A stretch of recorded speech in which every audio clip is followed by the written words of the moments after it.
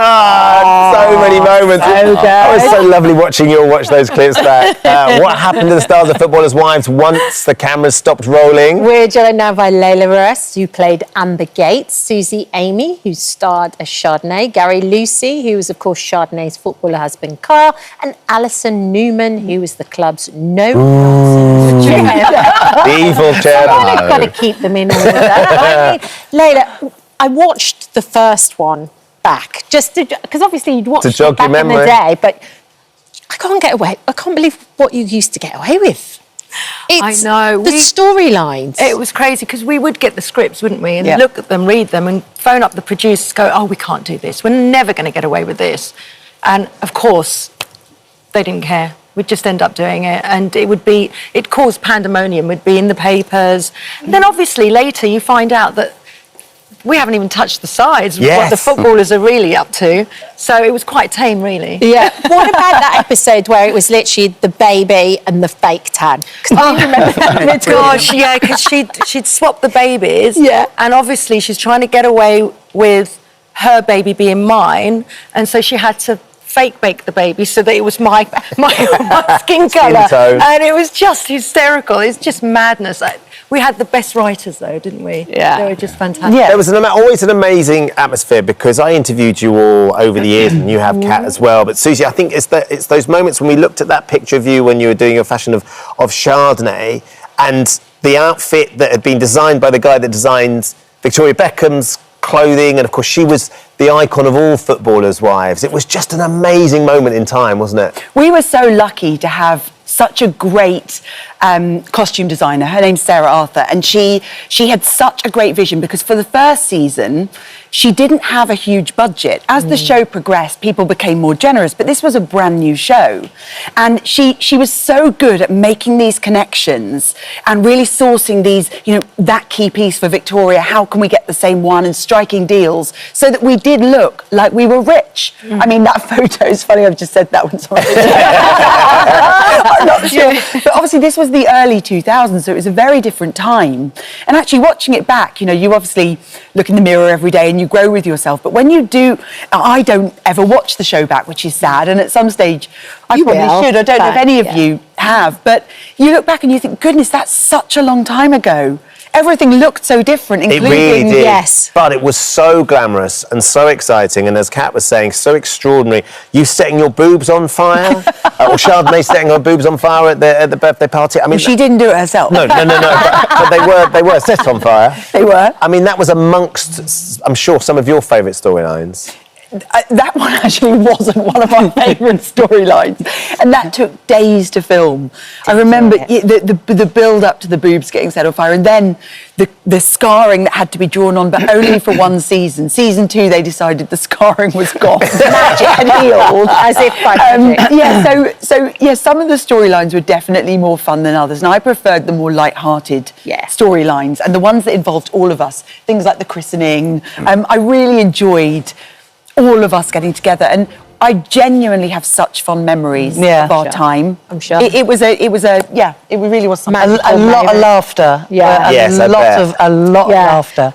Well, that's what I wanted to ask you. Gary, how on earth did you keep a straight face when you were going to the wedding on the back of the horse with the pirate hat, like marching towards... like Chardonnay, who was lying in pink with Snow White's 7 dwarfs around her. How do you even keep straight faces? Honestly, I mean, the scripts were out there, as you know. But when we got onto set, I didn't know anything about the horse. I mean, that wasn't in there. The horse was there. Can you ride a horse? Well, I'll try it, and it was just amazing. Honestly, we couldn't have been luckier than the gang that we had. Really? We were in this like mad, world that. I remember watching the first episode. Do you remember? And we all sat there with all the producers, and we're just, I don't know what we've done here. It was so different than anything else we've seen. And they're going, what do you think? We're like, I don't know. Yeah. And you come from Hollyoaks as well, right? So you come from Hollyoaks where you'd got a slew of awards and everyone loved your character. And then suddenly you're on set with these guys riding ponies, and it couldn't have been more different and more extravagant. No, absolutely. Yeah, it was you can't. There'll never be a job like it. No, absolutely. And you'd get the scripts, and you knew it was out there, and you just had to 100% commit to it. Yeah. And just absolutely play it for... As if it was real. As if you were doing something really normal. gritty, you know. And that's how we got away with it, I think. She was just such an amazing character. Amazing.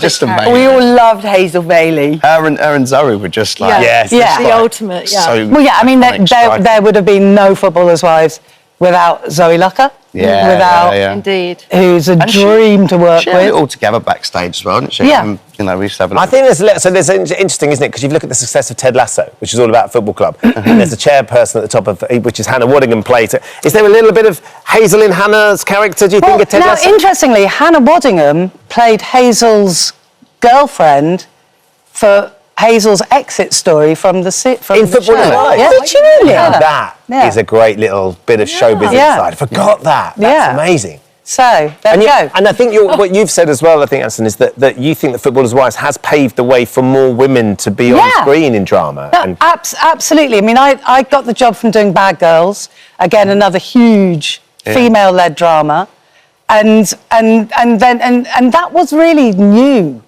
That shows with women running the show, and great. More of that. Yeah. What do you think was the secret of the success of the show, Layla? Do you think it was because we hadn't seen anything like that before here, and maybe we wanted something that was a bit more led from the US? You know, I think the fact that it was glamorous, you've got these beautiful people. It was about the women, really, not about the footballers. All right. Sorry, Gary. He was fairly nifty at football. he was a great footballer. Yeah. I played with him. Character development was great, and just getting the right cast. It was such a dream. Everyone knew what they had to do when they went on set. They knew their characters. We knew it was fun, but like Alison said, you had to commit to it. In Footballers' Wives land, it's completely normal. This happens all the time, and you had to play it like that. Yeah. And I think, people just wanted a change, didn't they? They just It was wanted- very different. I guess, Susie, as well, there was a lot of argy-bargy. You all had to, when you're talking about committing, you all had to commit the number of different occasions that ended up with a fight, whether it was the players fighting, the wives fighting, the girls' friends fighting, or whatever it was. Yeah. Well, I loved all that. Yeah. That was what I wanted to see in the scripts. Forgetting all the tragic events. I liked all of the real drama, and they just delivered it. And I felt that this era that Footballers' Wives came out was a very grey time on TV, and this brought some colour back. Yeah, it does. This was Agreed. before Towie. I know their reality shows and the Housewives series, but a lot of that came off the back of realising people had an appetite for something a little bit more colourful on TV. Bit of escapism. Well, yeah, the Yeah. ultimate guilty pleasure. Absolutely. You know, Yeah. And you do just- these cat fights, and by the end of it, there'd be like a hair extension there, a few false nails over there. It was just hysterical, madness. And Absolute madness. what about a reboot, Gary? We've seen Yes. lots of series come back and have another little go at it. Could you see it coming back? I think it would go down a storm, to be honest. I think they might have the compliance getting it actually on screen might take another 10 years. You know what it's like now. Yeah. But I think it'd be something refreshing. I mean, obviously, I wouldn't be able to play a footballer, sadly. But you could You be the could coach, you could be the captain, gnarly yeah, coach on the yeah. touchline. Yeah. But, Yeah. those days are behind me now, unfortunately. But All of yeah, us I mean, are. look, it was just refreshing. I think that's the thing. You could watch it, people loved it, but it was escapism. You'd all watch it and just forget about all the nonsense that's actually going on in real life, I like that line, though, as you said, everything was a bit drab back then, and suddenly there was this explosion of colour. We always filmed it in the summer, and we got lucky with the weather, right? Yeah, we and they put it did. out in Yeah. January, February, when everyone was Perfect timing. indoors like that. It just lifted everyone. Yeah. And we have another member of the cast with us as well, Ken, who is our photographer, who does all the photographs across all the daytime shows. Ken was the star of the show for you guys as well, wasn't he? We love I'm a bit gutted because I thought you were going to roll out Zoe Lucker there. So look, here's Ken. There's you, Ken. There it is. All right, darling. If you rub yourself up against me one more time.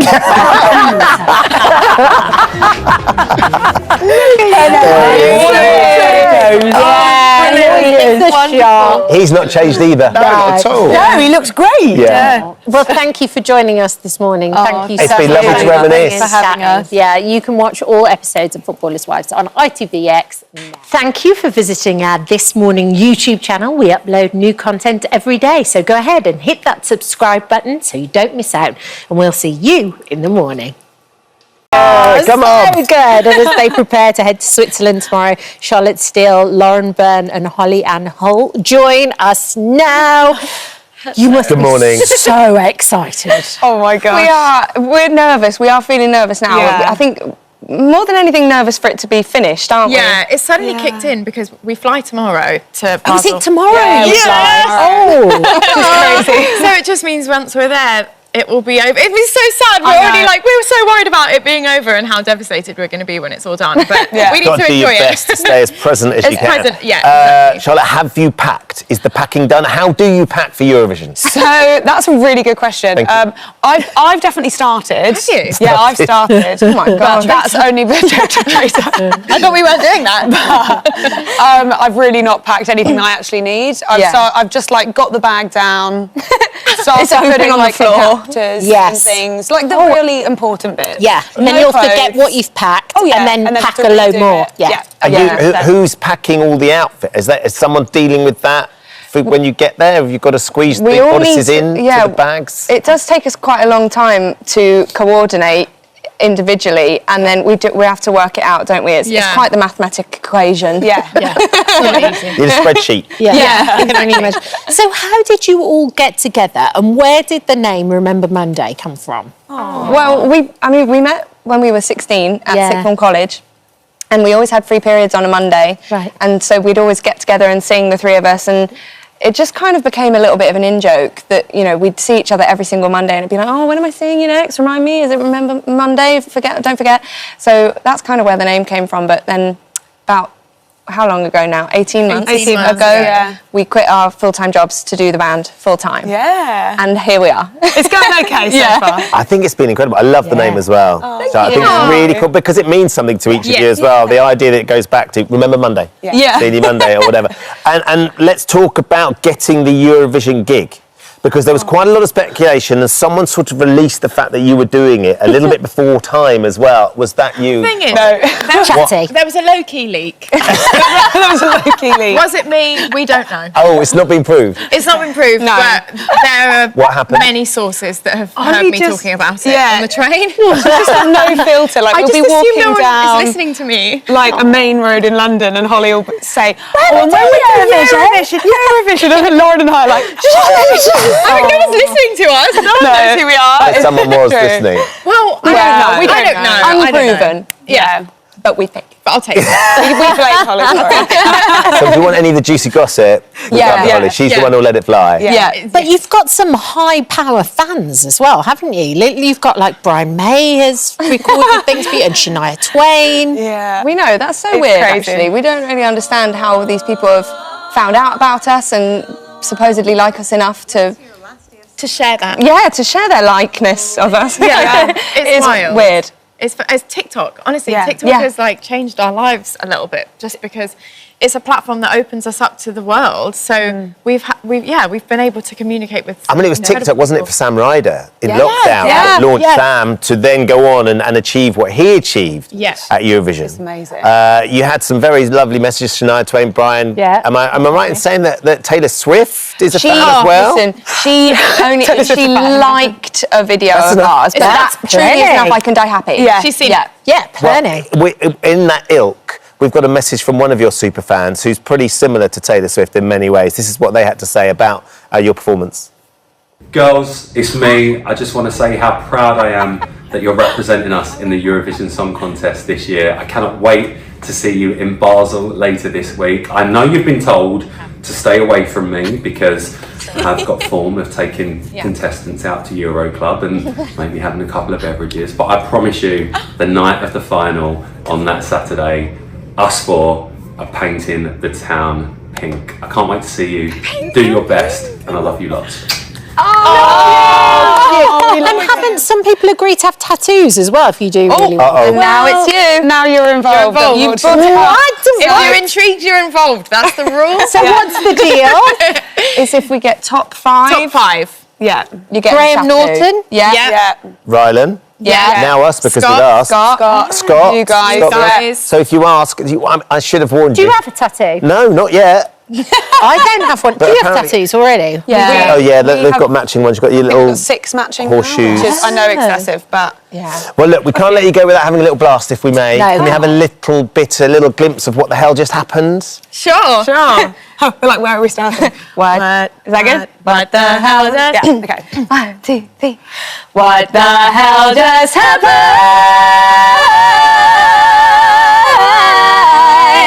No clue, but I liked it. Oh, amazing. It's what lots of the guests say. Thank you, ladies. We are going to be wishing you well, aren't we'll we? be riveted. We'll be watching. Enjoy every single moment. Wishing you good luck. Good luck. Hope you survive a night out with Rylan as well. Because he's Honestly, put me I can't through the wait. mill at the World Cup, and that was not something that was easy to do. Brilliant. It doesn't matter what it is, he's always leading the charge, but we will be thrilled to bits to watch you perform. Yeah. It's going to be amazing. Thank Very you proud to so have you much. represent us. Best Good luck. luck. Thank you. The grand final of this year's Eurovision Song Contest airs on BBC One from 8 p.m. on Saturday, the 17th. Thank you for visiting our This Morning YouTube channel. We upload new content every day, so go ahead and hit that subscribe button so you don't miss out. And we'll see you in the morning. We're in, Tom. Stick a fork in it, we're in. It's done. That's what I want. Star of the brand new series, Tom Hughes, joins us now. Morning, Tom. Morning. guys. How you doing? Morning. Good to see you. It looks so good. So, had you seen Malpractice, the first series, before you got the script? No. You hadn't No, seen I it? hadn't. No, but so I read the scripts like fresh. I was actually shooting something else in Tenerife at the time, so it felt very like out of place reading it. And I went and just got a little coffee and thought, right, But I'll start these. because it's a story. It's a standalone story, so you don't have to. No, you don't. No, you don't need series to. one. No one does watching it, but I would advise you to because it's brilliant. Yeah. I've since seen it, and the season 1 is amazing. Neve Oggar, who plays the kind of focus of that season, she's just an incredible She's actor. sensational. Anyway. Yeah, she's fantastic. Well, you're not too shabby yourself. I don't know about that. But is there any crossover? So is it set in the same hospital? Are there any kind of continuing characters? Continuing characters, Helen and Jordan's characters, Norma and George, they're continuing. They're the investigators from MIU. Yeah. It's made by the company that made Line of Duty. So, you know, in Line of Duty, you get like a new lead for each season. Yeah. Yes. It's in the same police station. In this one, there's the same investigators, but it's a whole new hospital, whole new story, new set of characters, Yeah. new set of... And you cast all of that, but Helen and Jordan are both there, yeah. And much like Line of Duty, it has that breathless feel to it, doesn't it? That's the great I hope so. I mean, it needs to. Grace's writing has that. There's really kind of nothing. It's very lean writing. It's incredibly fantastic, dramatic writing, to be honest. But also with her experience of being a psychiatric doctor, and obviously James being a psychiatric doctor in the show, the authenticity just really screams, I hope. I've only seen one at myself. I'm trying to watch it as it goes out, so... Tell us a little bit about your character and the storyline you find yourself in. So we meet James. He's working in a hospital as a psychiatric doctor, like I say. He's slightly unknowable, you know. There's an enigma about him to a certain degree, but he's an idealist, maybe a little bit naive. He's quite passionate, forthright, driven to be the best doctor he can be, but perhaps at times that naivety, that idealism can make him be a little reckless, maybe. Cut a few corners now and again if it's not going to hurt anybody. And then things mechanisms, schisms happen that mean that he ends up being investigated and then by the MIU, gets accused of a malpractice and hence the title of the show.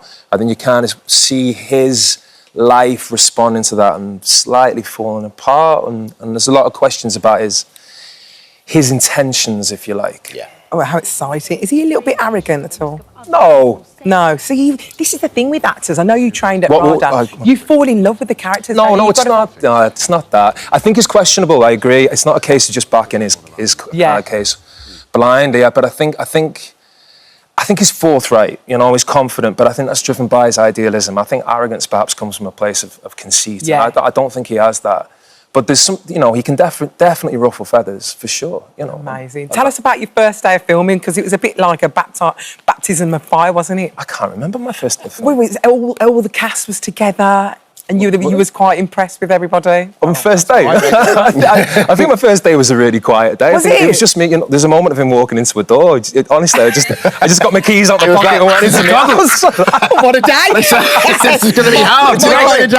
Alison, I am famously not very good with keys, so it was a challenge for me, for sure. So, are you sort of acting? Do you love to research it? Obviously, you could research quite a lot, Yeah. I imagine. Or do you just like to get the script and do the words? A bit of both, Dermot. I think the intellectual side of acting I try and do well in advance, you know, and that's the structural stuff, the analysing the script and all of that. And I think with a job like this, not just an expectation from outside to get it right, but I put that expectation on myself. You know, the authenticity is what's going to ring true.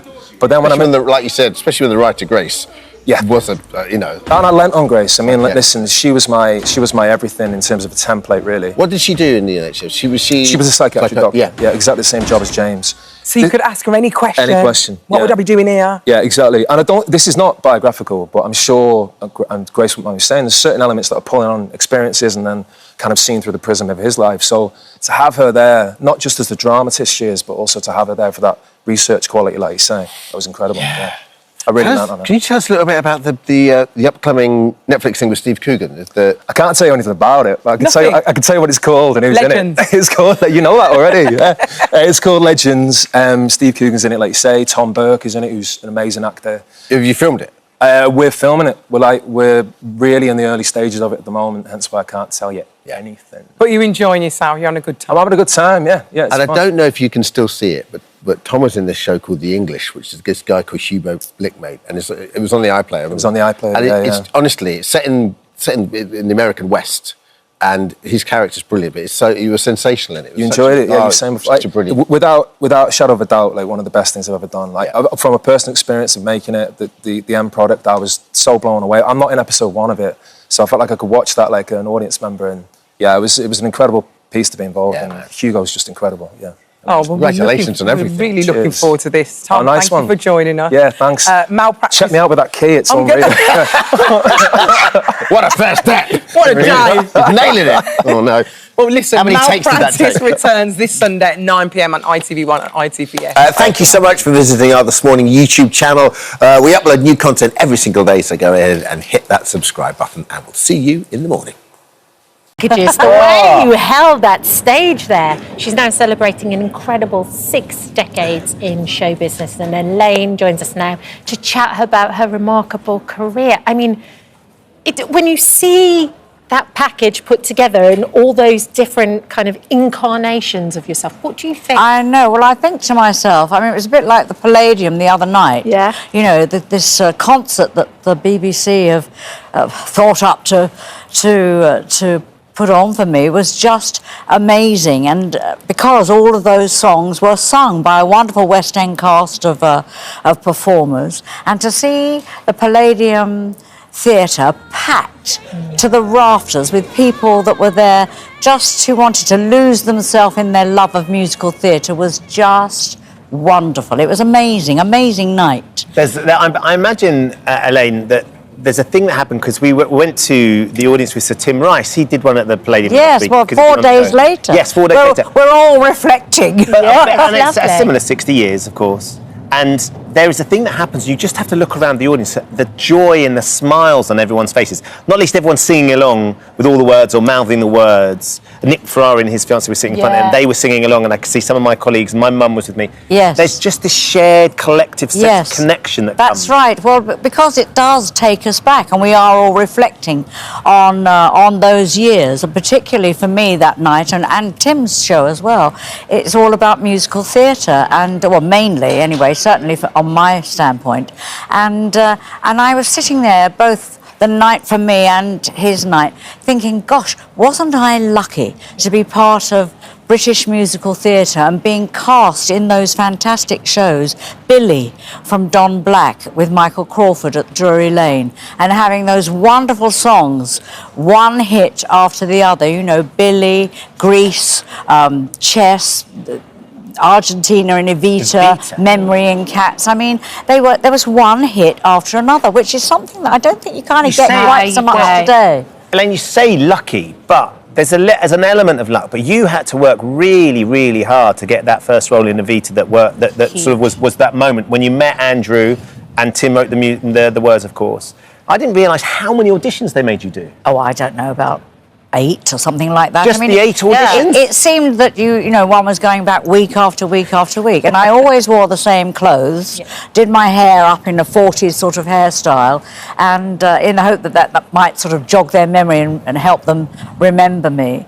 But I can remember the final audition at Andrew's apartment in London, and that was the one where he kept asking me to sing Rainbow High over and over again. Which is the one he said is the hardest to sing of all, Well, that's why right? I think he was getting me to do it. you know, back to back, just to see if I could sustain Test you. it. Yes, of course. And, you know, and I was so desperate to win the part, I thought, gosh, I know that this is a serious final audition. But it was, you know, very exciting to get that part. Yes, I really wanted to get it, and pretty amazed when I did. I love it when the agent turns up in a cape with a bottle of champagne at 12 o'clock at night and goes, "That's right. You got it." At midnight. Changed your life. Yes, it changed my life, but that was a midnight thing. Yeah. And then much later on with Cats, another midnight figures. I don't know why, quite a lot in my life, because that's when I saw this bedraggled cat and heard a fragment of the tune of Memory on the radio, on the car radio, coming home from a dinner party. And the next day, Cameron McIntosh rang me up and said, "We've got a bit of a problem. Will you come and do you fancy sort of taking over the role of Grisabella?" So, I mean, yes, midnight and black cats, there's a lot of spooky going on But there. Judi Dench was supposed to do it, and she'd hurt her ankle.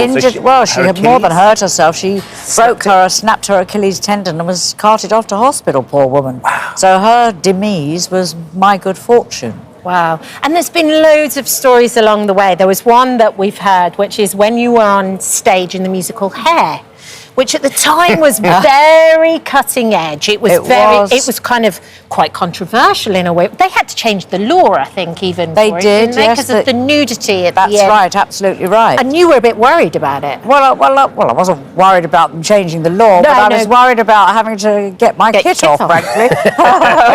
And a bit of a wimp at the idea of it, but I managed to do it with a good friend of mine who was in the cast, Gary Hamilton. God rest his soul, he's no longer with us. But yes, he offered to stand next to me and hold my hand, you see. So the moment came and we had to stand up from under this sheet naked, and the shock, I can't tell you. I don't know if you've ever stood naked in front of a lot of people, but it takes a bit of courage, and to have done that, you know, to stand there. And of course I put my hand out to hold his hand, only to find it wasn't his hand I was holding, if you get my drift. So, because it was very funny. I think I must have bellowed or something. Because he's quite a big man, wasn't he? He was tall. Yeah, tall big man. guy. Tall Yeah, would be very better. tall. So for me down here, you get the dimensions, if you see what I mean. Although seemingly quite fitting within the world of Hair to have reached out and grabbed the wrong part of somebody wasn't necessarily as much of an issue. It was cool at the time. I mean, it was a different time entirely, obviously.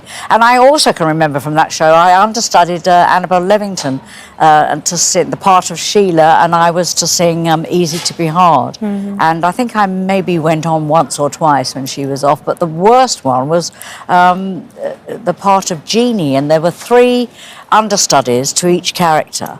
And they were all off at the same time, and they carted me on. They said, "You're our best bet," and shoved me on to play Jeannie. And of course, it's a role that I hadn't learned the role. I didn't know it, and how I managed to come up through that trap door and sing "Welcome Sulphur Dioxide" and everything else, I do not know. But I think I must have learned it through osmosis, from being there every night. But of course, in the wings, I didn't know the scenes at all, so I was desperately trying to get an idea of how to play the scenes, because I didn't have a clue. It's very frightening. But the show must go on. And I decided never understudy from that moment on. Oh, really? I never understudied again. It's not part of my nature to have that stress. Yeah. And then there was Broadway too. You did Sunset Boulevard on Broadway, which must have been incredible to go to New York City and have standing ovation. Well, both with Evita, Cats and Chess, I was unable to go to Broadway. So, and every performer in Broadway, they want to play the West End, and we all want to play Broadway. It's just part of the way it is, and it took me 18 years to finally play Broadway in Sunset Boulevard, playing Norma Desmond. And I can remember walking down the stairs, to deliver the first line, and I didn't get around to deliver the first line because the audience gave me this rather embarrassing kind of ovation before I'd even opened my mouth. Well, they had been waiting all that time for you to get to Broadway as well, you see. I suppose, but they did kind of know me through my recordings. I'd recorded Evita and Chess and Cats and everything, so they sort of knew me. But the line was, why are you so late? And I can remember sort of smiling to myself, thinking, well, I know why, because it's taken me 18 years to get there. Elaine, it's so lovely to have you come and join us. Really, real. Yeah. And please keep doing the BBC Radio 2 show. Oh, I'm glad you love it. So much. Yes. I'm always cooking in the kitchen and I've got it on in the Yes, well, background. that's the one now people come up to me and talk to me most about. Yes, it's that. Lovely to see. Yes. Thank you can catch 60 Years in Show Business on Radio 2. That's this Sunday. And then Elaine's chat with the amazing Zoe Ball is on BBC 4. Thank you for visiting our This Morning YouTube channel. We upload new content every day. So go ahead and hit that subscribe button so you don't miss out. And we'll see you in the morning. Guest faced horrendous online hate and abuse as well as bullying at school because she was born deaf. But now Love Island and Strictly finalist Tasha Guri wants to strike back against the bullies and show how people can use their differences to help others. It's the message in her new book called Your Superpower, which is being demonstrated so beautifully and displayed by Kat. Tasha, lovely to see you. Thank you for coming in. No, it's nice to see you both again. It's Congratulations on the book. Thank you. It's a really, really special read. There's a lot in this to take away. It's not strictly an autobiography, is it? No, I feel like I'm not old enough yet to have an autobiography. So that's why I went down the memoir route. It's kind of like being on FaceTime with me, we're best friends, coming to me for advice. And it's all about my experiences, affirmations in there. It's not just for people with disabilities, it's for anybody that struggles with self-confidence, self-love, going through bullying. And my parents are in there as well. So it's really good for parents going through hard times. So yeah it's all around a lovely, lovely book, really empowering. That's what I wanted with this. Yeah, because I read all the bits that your dad wrote in there as well about the divorce, but also the fact that he was the one who kind of coined the phrase, it's your superpower. He did. Tell us about that. Yeah, so he always said to me, Tash, it's your superpower. He kind of gave me that positive outlook on it. Yeah. I always had such a negative thought about it, and he said, utilise it. You know, you've got something so beautiful, so really embrace your differences, and that's why your superpower is a perfect title for this, because it kind of relates to me and it relates to my family, and it really just makes me feel really independent and strong. And your superpower can be anything. It can be your kindness, your humbleness, or it can be absolutely anything. So that's why I thought that'd be a perfect title for this. And the way you've written it, you don't have to go from the beginning to the end. You can just dip in and out. It's like a guide. I really love the idea, though, Tasha, because, of course, you went through school, which what you're experiencing. Your parents send the kids off to school and panic and worry, especially if you're struggling as well. The guidance from your parents within there, just to help other people who may have to deal with that, to help you best or their children best, I think is really, really important. Yeah, thank you. You know, I think this book is just for anybody out there that's going through hard times. And I believe obstacles come your way for you to overcome them, makes you stronger.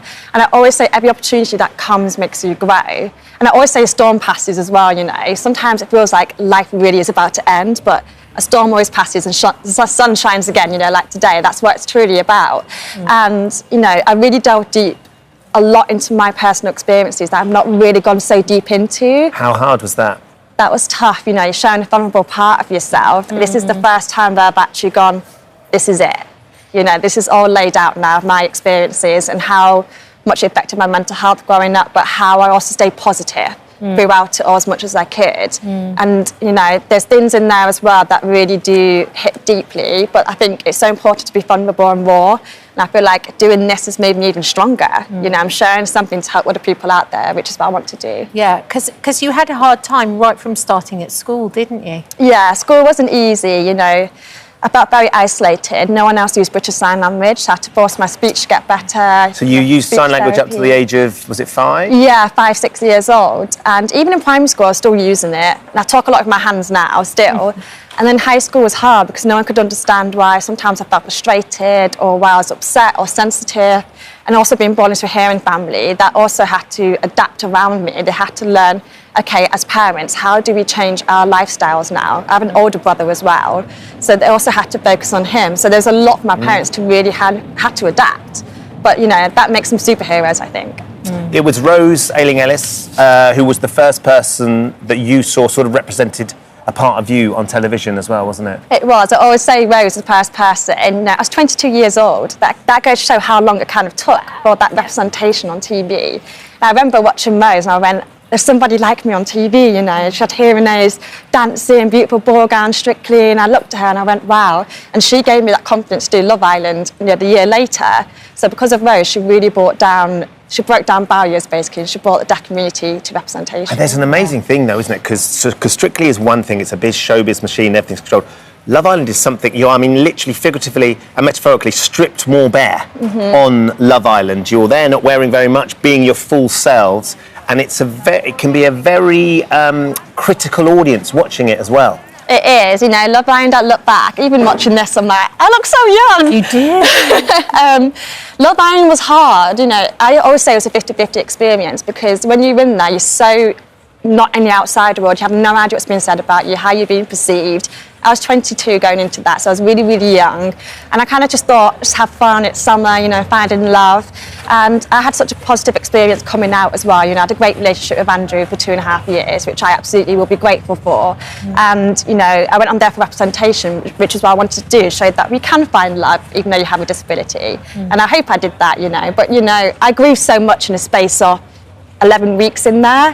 It's like a social experiment. You are learning how to deal with conflict, how to meet new people, how to communicate, and how to socialise. And you are very young too to be doing that. Yeah. But then you had the confidence to go and do Strictly as well. Was there ever a moment where you thought, I'm not sure, I don't know if I can do this or not? Oh, I was 100% all in. Yeah, I dived straight in. As soon as the opportunity came, I said, yes, absolutely. And Aliash was a great partnership. I was so lucky to have such a great partner as well throughout it all. It was a great cast as well. I felt so lucky to be part of last How year. have you found that resilience though, Tasha? Because of course, when you came out of Love Island, your parents had to sit you down and say, look, you might have had an amazing experience, but this is what has been happening while you're away. Online, there was a lot of trolling, people mimicking how you speak. And how do you navigate things like that to the point where when you get the chance to do a big Saturday night show like Strictly, you think, I'm not going to let that get in the way. I'm going to go all in because that's more important.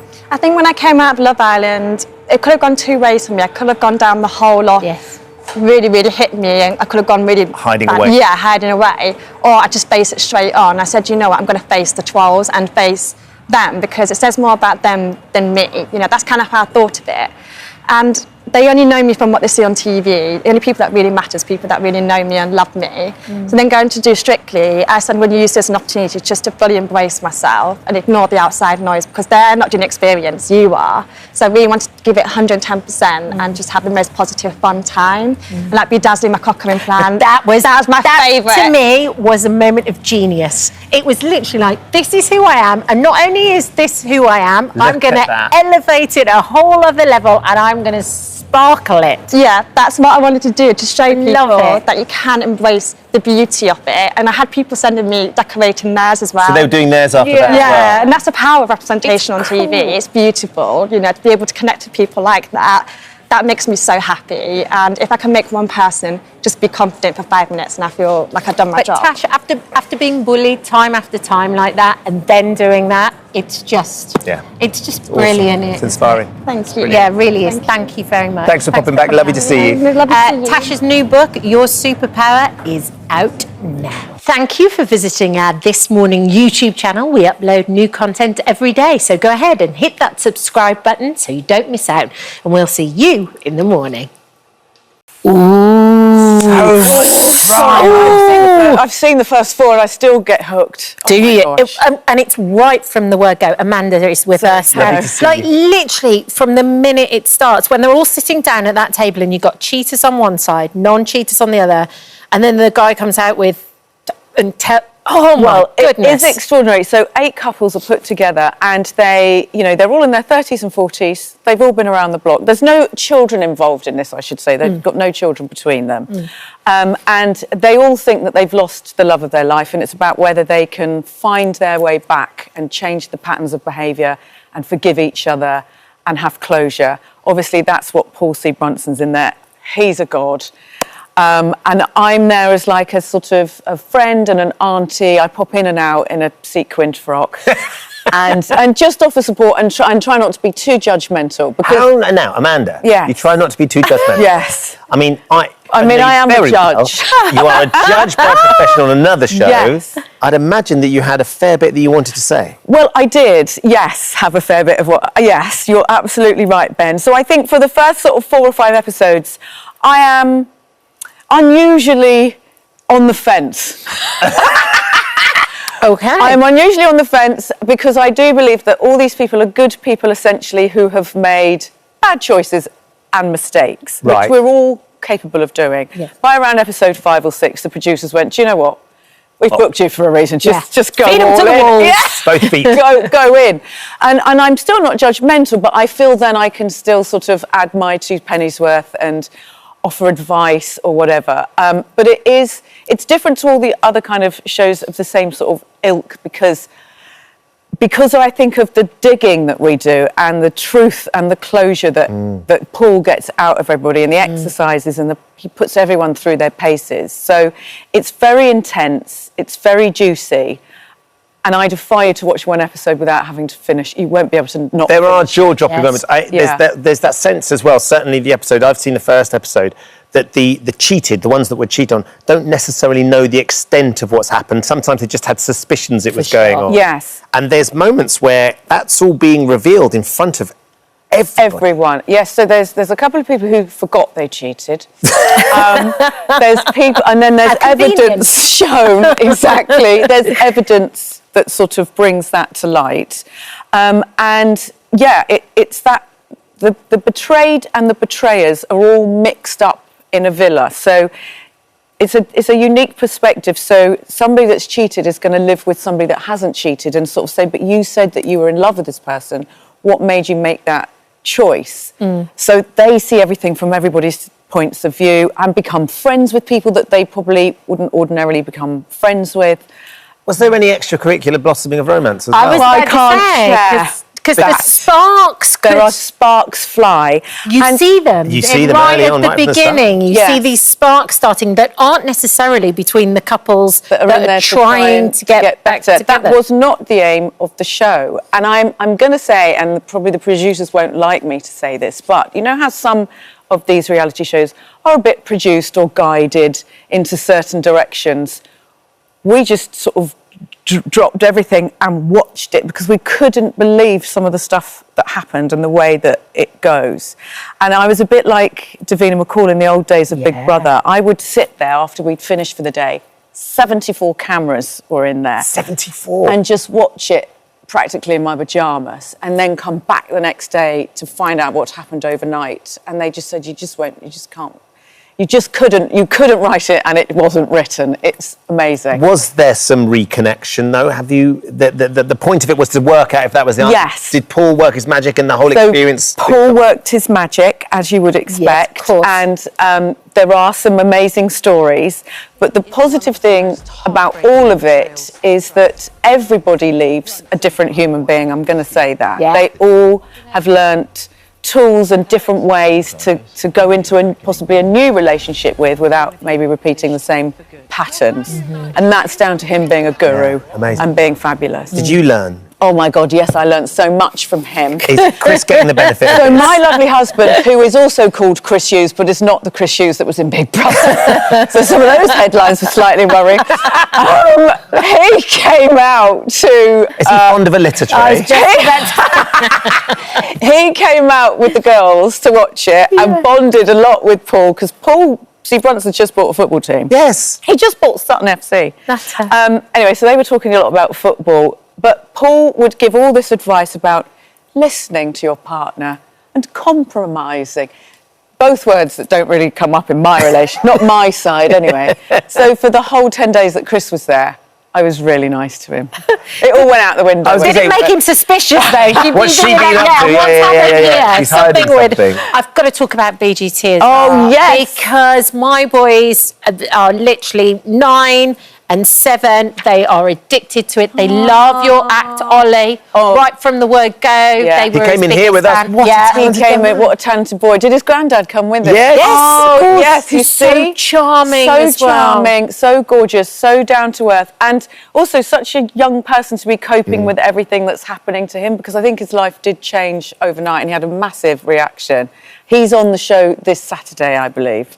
So I don't know who's going to get the golden buzzer. Obviously, I pressed mine last week for the blackouts. But yeah, I'm keeping everything. Are you? But it feels like everyone's playing a bit fast and loose with these golden buzzers this series. I mean, There's too many of them. I'm going to say Simon's just gives them out willy-nilly. Also, sorry, I know he came on your show last week. Can we discuss Simon's trousers that he wore? What was he wearing? Did he cycle in? Or skateboard? Yeah, Maybe a skateboard. Look at that. He's got a good knee. His trousers were as short as Bruno's top was low. Well, I know Bruno likes a little bit of competition on the boob front on BGT this year, but I literally saw it all, and then I think I texted Lauren, Simon's basically wife. Yeah. So did he cycle in? When you say basically what? Well, they're still not married. Oh, I see what you mean. Yeah. They're heavily engaged. That's another reality dating show. Heavily engaged. But yes, thank you for saying that your kids love it. They absolutely. What about the week when there was the guy with the watermelon and that made Simon lie down? That was a bit mad. It was nuts. I honestly, I know that you I was so worried about it because they had matting down and Simon offered to do it, but it was so slippy that I feel like the man with the sledgehammer could have slipped at any minute and it could have been awful. That's the jeopardy we love, though, right? St John's ambulance in the background, but I'm going, this is madness. Yeah, but that's why we love it. That's why we love it. Is that why he's wearing the short shorts? Maybe. He's getting a bit of leg out. Amanda, it's lovely we could talk for longer. Thank you. Yes, we could. It goes so far. Always. Yeah. Nice to see John. I saw John Turreau back there.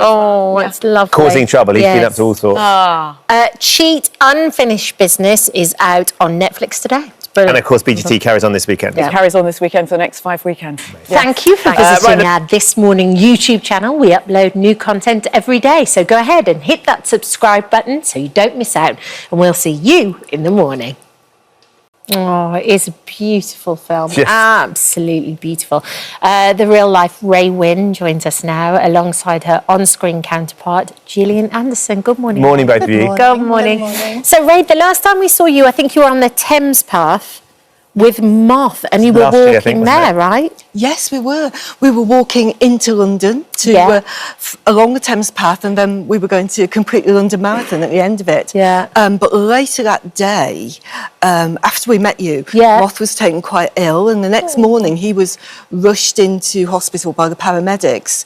But I had to go and meet 40 people who'd come out to meet us to walk that final stage to Westminster. Correct. So he was being rushed to hospital, and I was walking with these lovely people who'd come out to meet us. Yes, so that day didn't end quite how we expected. It was very dramatic. Didn't. How is he doing now? He's had a difficult year, but he's much better than he was a year ago. Good. And, true Moth style, he's working his way back. Battling on. Always. It's so lovely to have you here alongside Gillian to talk about the film, of the book that you wrote. Gillian, I wonder how you first came across The Salt Path.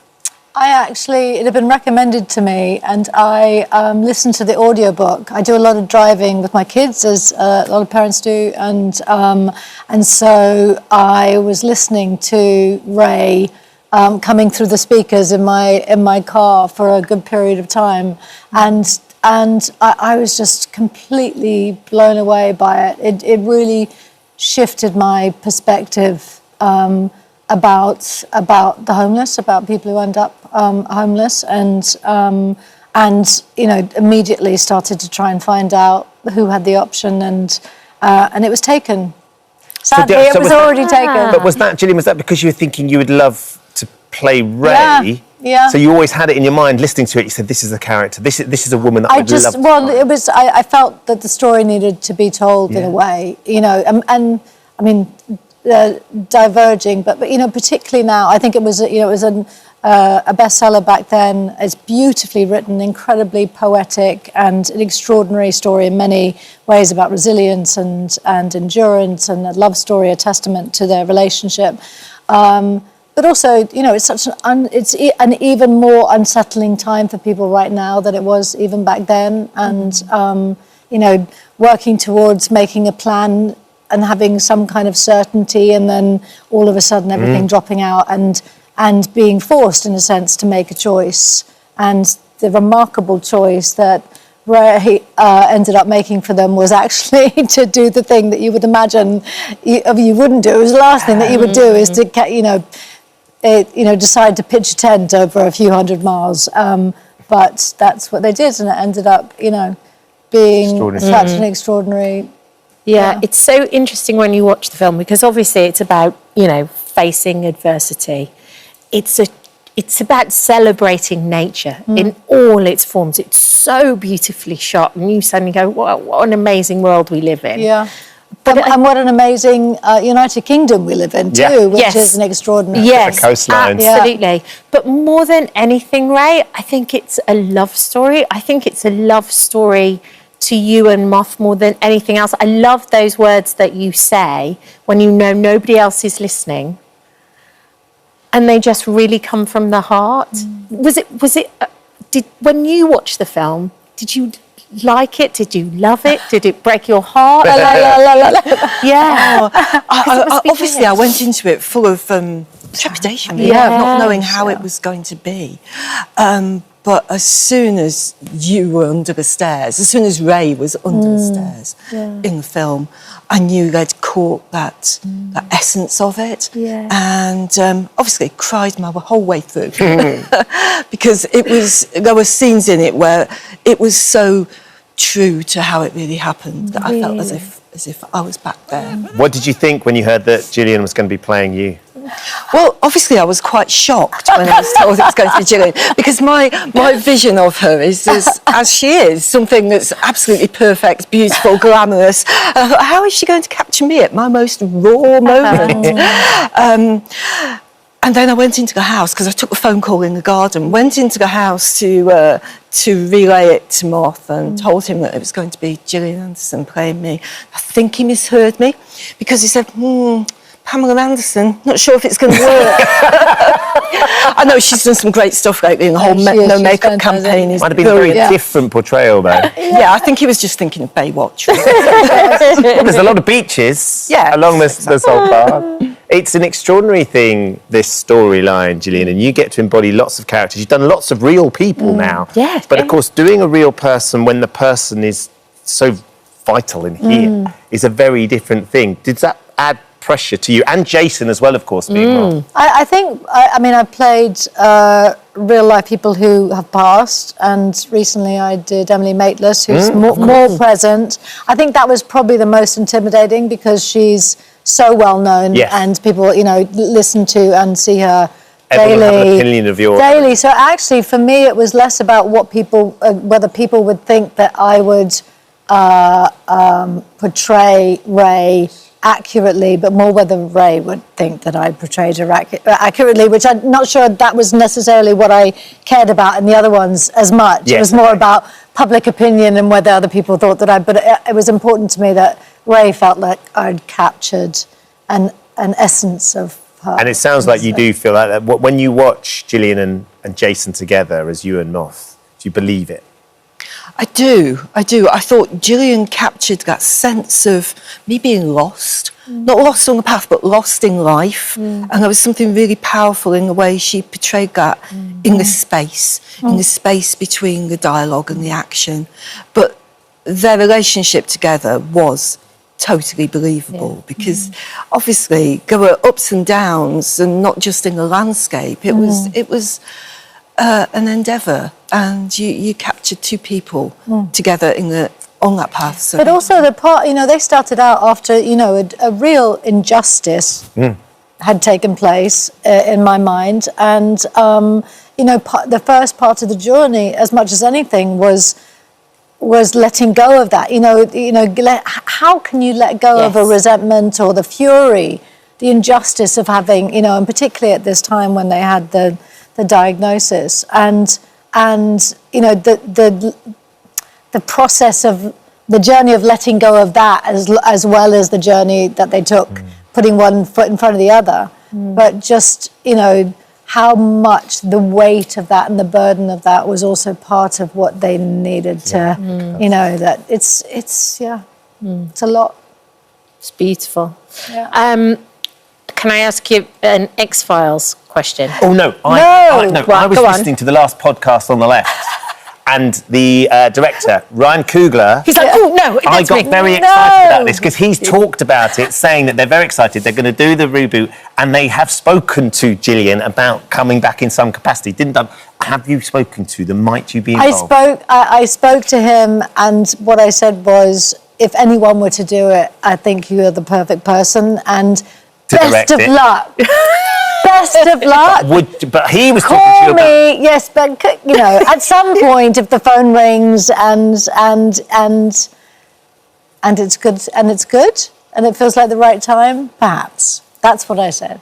But he's amazing. That's enough for us. He's amazing. Isn't it? That's enough for us. Gillian's in. Gillian is in. That's what I read. Oh boy, this is all that's going to be written about. It's all anybody's going to talk about. They're going to forget about the lovely film. They have to see the lovely film too. They have to see it because, won't as you said in the movie, he's your home. So they have to watch it.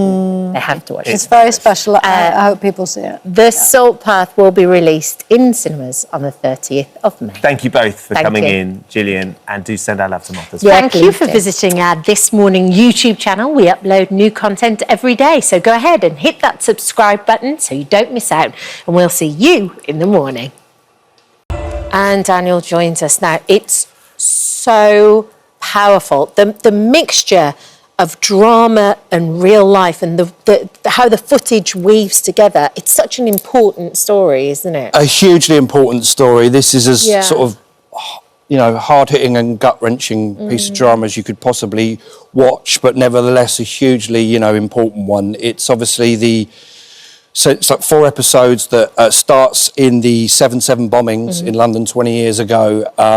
We then leap forward 2 weeks to when there was a copycat attack, and then subsequently from that manhunt, the tragic killing of John Charles took place at Stockwell Tube Station. So the beauty of this piece is that it's told from multiple perspectives. You know what I mean? You've got the first responders, Cliff Todd, who I play. You've got the armed response unit, you've got the upper echelons of the Metropolitan Police, and most importantly, you've got John Charles' story himself, brilliantly brought to life. We humanise him as a person and obviously his family. So, and they've been consultants and behind the drama every step of the way. So, the purpose of this piece is to sort of, honour his life, and right the misinformation that seems to have stuck in this particular case. There was so much of that, Danny, as well. I had just started more or less full-time on GMTV at the time. I remember getting the phone call about what had happened, and then we were reporting on 7/7, and it was such a visceral time for everybody living, certainly in London and going on the trains, and I have family members that were affected by one of the bombings.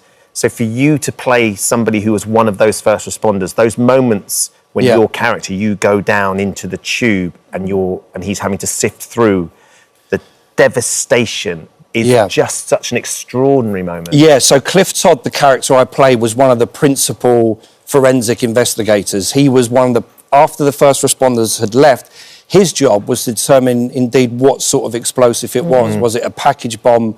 Or was it something far more serious, like a suicide bomber? We now know that was the case.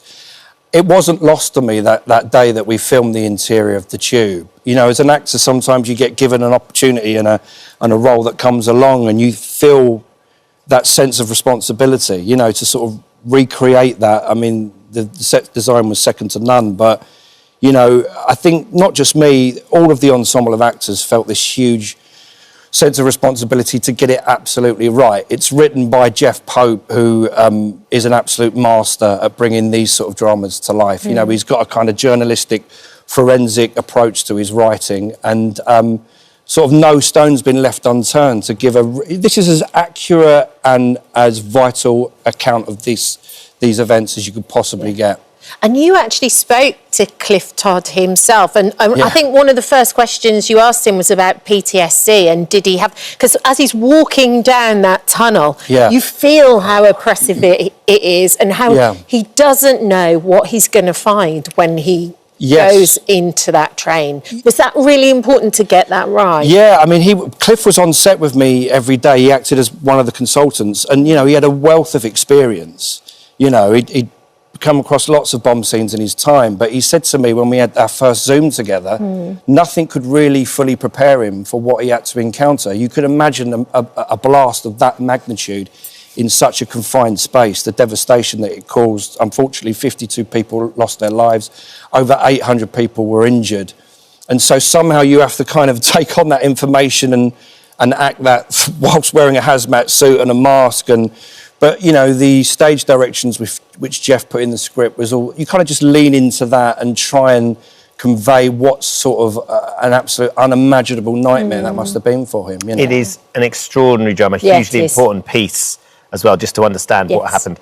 But the very nature of being an actor, Danny, is that you end up doing a role like this that is so intense and so has to be rooted in the truth. And then the fabulous role that you had in Guys and Dolls. But you were kind of doing it at the same time. Yeah, I filmed this drama at the same time as Guys and Dolls. Being Nathan Detroit, dancing around. Yeah, I was a sucker for punishment. Yeah, I mean, it was. Yeah, I was exhausted for most of it, but you know, it was kind of great. That was the day job, and that was what I was doing in the evening. So, did you find? Is there an element, like when you've done something that's as intense as that and as focused, that actually going in the evening and being able to dance around the stage and do such an extraordinary job that Nominated you did? For Laurence Olivier. Well, yeah. You know, I mean, there was a big release. It was an important part of the process. Yeah, I mean, Guys and Dolls was one of the most uplifting. You know, things I've ever done in my life. It was just amazing to be part of. And, you know, once you know a show inside and out, you can. It's like riding a bike. You can just go in and do it. When it comes to something, you know, filming something like Suspect, every scene on every day is completely new. So you're kind of using a completely different part of yourself as an actor. And but we had the brilliant director Paul Andrew Williams on Suspect, who's done an amazing job, and Paul was just great, sort of guiding me through the scenes I had to do. Yeah. And didn't someone say to you, "You've got to play Nathan. You've got to be in Guys and Dolls"? Didn't someone say? Yeah, that was the great Michael Douglas. I was working with Michael, and then I'd kind of got the offer. Has he advised you on most roles? Yeah, I phone him up all the time now. I've got him on speed dial, you know. It's me again. Am I going in the jungle, Michael? Yeah, no, not just this yet. No, and he, when the offer came in and I said, I'm in two minds, and then Michael went, you're doing it, Danny, and you're not taking no for an answer. So that was it. And then Michael and Catherine came to see the show, and they were so lovely with their time and met all the cast afterwards. It's an amazing moment, isn't it? 'Cause I think you've talked about that Guys and Dolls could be one of the most important roles you've ever played, because it's had such a massive impact on your life. And those things you worry about and you concern yourself with, and Michael Douglas goes, Danny, you've got to go and do it. And then all of a sudden, everything blossoms from there. Yeah, I mean, it's always good to get advice from people, you know, around you that you care about. And but, you know, when you accept a role, it's always about, is it going to push you in a different direction? Have you attempted anything like that before? Guys and Dolls was a case in point. You know, I had loads of people throughout that time going, I didn't know you could do that. And it's like, you know, like that. I mean, that's what you got to do as a performer. Then you don't become stale, you know. No. And a human being, actually. Do things that scare you. Yeah, I mean, I did nearly 300 performances of it in the end. I was ready for it to finish. It was the most exhausting thing I've ever done, but my God, it was so uplifting. Yeah. And can we just ask as well, because we're all very excited about Thursday Murder Club. Yes. You have a role in that, and everybody is waiting in high anticipation. Yeah, well, I had the honour of seeing an early screening last week. Oh, did you? Yeah, so I've seen it, and all I can say is you're not going to be disappointed. All those die-hard fans of the books, it just blew me away, yeah. And I was acting with an amazing group of actors, like with Helen Mirren and Naomi Ackie and Piers Brosnan, Ben Kingsley, Celia Imrie. So what did you say? I think you described it brilliantly. You had Gandhi, you had the Queen. Gandhi, James Bond, the Queen, Acorn Antiques, Whitney Houston, and that was on my first day. And I was suffering from imposter syndrome, and I thought, you've got to kick that into touch and deliver, Danny. So it's great. I had the most wonderful time filming it in the summer, and you know, there's obviously lots of books, so fingers crossed we get to do more, but it's brilliantly directed by Chris Columbus. Yes, Harry Potter. Who did Harry Potter, and that was quite funny, actually. The first rehearsal I had with Chris, he said, this is the best cast I've assembled since Harry Potter. Wow. And I just instinctively said, yeah, and you screwed that up. I actually didn't use that word, but I won't say the word that I used. But it was a great icebreaker with Chris and I, and he's just done an amazing job on it. Yeah. So you look forward to seeing that. I think it's coming out in August. So There's so much more we want to talk to you about. We haven't got time. Will you come back and see us when Thursday Murder Club's out? Of course I will. Amazing to see you. Thank you. Suspect, the shooting of Jean-Charles de Menezes is available on Disney Plus from tomorrow. Thanks, Danny. Great. Oh, hello. Brilliant. Thank you for visiting our This Morning YouTube channel. We upload tons of new content every single day. So hit the subscribe button, like all the videos, and don't miss out. We'll see you in the morning. Away from the big screen, Jeff's also known for his musical talents, and for his latest album, he's teamed up with some fellow Hollywood superstars to take on some classic musical tracks. It's an absolute treat to have Jeff in the studio with us this morning. It's a treat to be here. Thank you so much, Ben and Kat. I can't believe it. I can't believe it. And look at you, and look at this. It's like a keyboard. It is. I know it's like a keyboard. I won't show them anything else. You can. This is my secret stash, ladies and gentlemen. Look at that, look at that.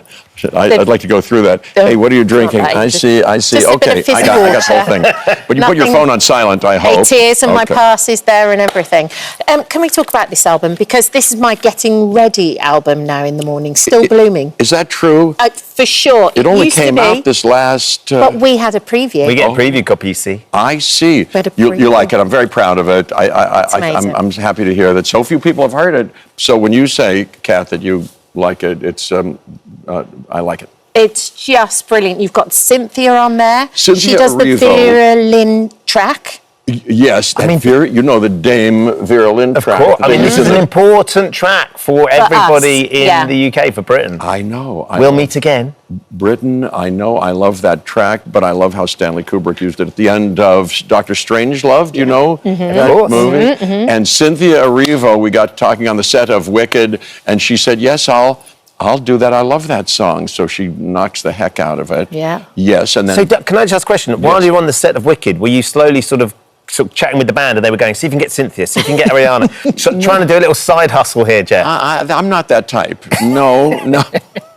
It just kind of happened, just out of my enthusiasm, and I love music, and being in their presence, you can imagine, I was singing everything that I could think of anyway, just because it was fun, and they knew all the songs anyway, Broadway shows, and that's how it happened. And then Ariana Grande, one day I was singing, I don't know why I love you like I do. I don't know why. She said, why you sing that song?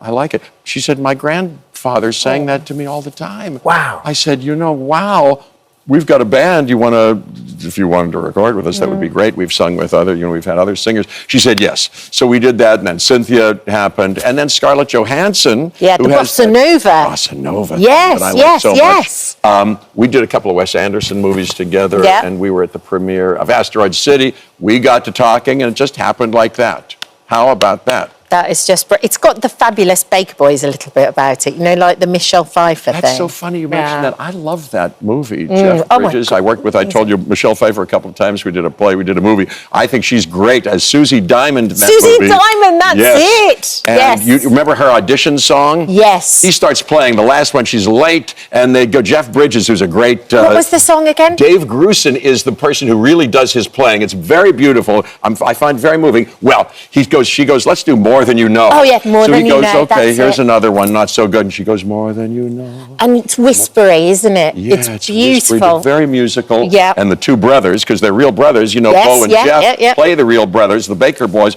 They go, ooh, et cetera, et cetera. And they realise how good she is. Yeah. It's interesting, Jeff, because I think this is your 4th album with the band. Yes, the good people at Decca did this whole thing. Tom Lewis and Laura Monks. Don't know them personally, no. They're fantastic. They saw me on that Graham Norton show. It all happened right around these parts. With Gregory Porter. With Gregory Porter, because he started to play and sing. He sang, I played with him. And Tom Lewis said, hey, maybe Jeff... Let's make a record. Maybe I should talk to Jeff about making a record. That's how it happened. They're fabulous. They're right around here. But there's this the lovely thing I didn't realise, Jeff, that if you go back a few years, now we know you as a recording artist and you've recorded all this wonderful jazz, but actually in the past, one of your teachers criticised your range. You didn't have a particularly good voice. Was that what That's so funny. I did mention that to somebody once. That's so funny how people have picked it up. No, I was okay. Well, the truth is, my mom was sent home with a little note in school. They said, Jeffrey is in chorus, but I don't know. He's got this low voice or something. He can't sing. So we were practicing some falsettos. And then, yes, I'm nothing if not conscientious. Yeah. So I studied along with my acting, voice and singing. And yes, well, I have what I have. Yeah. Everybody's got what they've got, and but if you work at it and you train, you can get better. You can improve, right? You certainly can. I believe in that. I myself play piano every day for an hour or so. But you didn't like it at first, and it wasn't until your teacher played jazz to you that you were like, and you played Alley Cat. You learned what you did on that, right? Isn't that right? Thank you I feel so like much. I'm getting the way here a little bit. Tommy Emmel. Tommy Emmel You can in go and sit Pittsburgh over there with Martin Lewis if you want. He'll have me. Yeah. Started to play Alley Cat. Do you know Alley Cat? I don't know the music, but I know the song. Yeah. And that syncopation just got to me. Yeah. And then I started to play other things. That's when I started to really learn the joys of discipline and doing your homework, which I'm trying to impart to our boys now. Yes. I know you've got 2 boys yourself, and they're doing piano. Are they lessons. learning? They're learning. They've got a great British teacher named Pippa who's very good. Do they enjoy it, Jack? Are you quite rigorous with the practice, or do you let them just play? That's such a good question. It's always it's a question. How much are you going to, and how much do you go, hey, they're kids, and we can't rob them of their childhood. So both. My wife, Emily, was in the Olympics. She knows what it means to really work hard towards something that you're passionate about and get something out of it. So, we're both of that ilk. We know about that, but they're good. They're so playful, and that's what you want, isn't it? It's amazing. And so we try to balance it out. Yeah. What ages are your boys? Have they seen like your movies? Because some of the movies that you do, like for instance, my boys love Jurassic Park, right? All little boys love dinosaurs. They go nuts for them. I know. Do you show them to them? That's a good question too. Yes, I showed them Jurassic Park, and then we went to the movie theaters and saw this last one that we made around here. Yeah. And then they love the screen, but we're denying them. This is an interesting subject, maybe. Screen time entirely. No phones, no nothing. Hey, did you see that series, Adolescence? Yes. We had on our podcast, we'll talk all about that. But anyway, we're denying them screens. They love movies. They are mesmerized by stuff. So we try to figure out what we should show them, and it's the dam is already broken. It's hard. They've seen, I showed them this Daniel Craig James Bond movie that Emily said too much. But they're into it. And they say, no, nothing scares us. But then they wake up in the middle of the night and go, I'm having a nightmare, et cetera, et cetera. So it's always a question. Jeff, at what point will they be ready to see The Fly? Which is, I realised, 40 years old next year. 40. It's going to be 40 next year.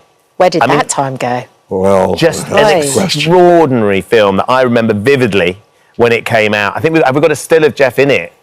Ooh, look at me. I'm looking fierce. Yeah. That's early Zaddy there. That's right. No, they shouldn't see that. No, they shouldn't see that. What are your memories of The Fly and the impact that had on your career? Oh, thank you so much. David Cronenberg is the director. Gina Davis and I were in it together. I was passionate about the script. We did it in Toronto, middle of winter. I'd wake up at 2 a.m, get 4 or 5 hours of makeup, in that final stage. No, I liked it very much, and I'm proud of it. It's kind of stuck around. People kind of were struck by it, and so I'm proud of it. 40 years as well, though. Why, yes. What the heck is going on? Time goes by, as they say. No idea. You must remember this. A kiss is still a kiss. A sigh is just a sigh. And what was lovely about that, the BAFTAs, last year, you got to play that. I did. As they had the in memoriam section, which is such a poignant, moving moment. I was kind of feeling for you, thinking, it's wonderful watching you play, but there's a lot of pressure at this stage. Yes. Well, it was pressure, as you know, / excitement / sober, respect. So I did what I could. I practiced, and I tried to do the best I could. And I saw people that I'd known and worked with, and or who I'd loved, Maggie Smith. Yes. Oh my gosh, I saw Prime of Miss Jean Brodie when I was a kid. It made a big impression on me. And then I saw her on stage, and I started to weep just seeing her. What a fantastic creature she was, just her presence. Yeah. In any case, I was glad to do that. Yeah. What about Wizard of Oz? Are we filming the next one right now, or where are we at? Here's what happened. Around these parts, too, at Elstree and Sky Studios, if you know them, near St. Albans. We stayed at the Sopwell House. We filmed both of them at the same time. So they're done. They're in the can. Yes, they're in the can. You know your show business. But you're like in Waiting for Guffman. You ever see Waiting for Guffman? Yeah. Yeah, they go, strike this. Yes, we know show business. So you know all the terminology. But we filmed them, and right now, They're hard at work. Are they? Yes, Myron Kirstein and the great John M. Chu. Yeah. And John Powell is scoring the thing. But I think it's going to be ready to be seen, at the end of November. We're going to be on a blitz. I'll be back around these parts. Will you come back again? Will I? Wild horses couldn't stop me. We need to check. We've been teasing this all morning. Yeah. You are now officially the governor of the Zaddies. Do you know what this means? I think I know what that means, yeah.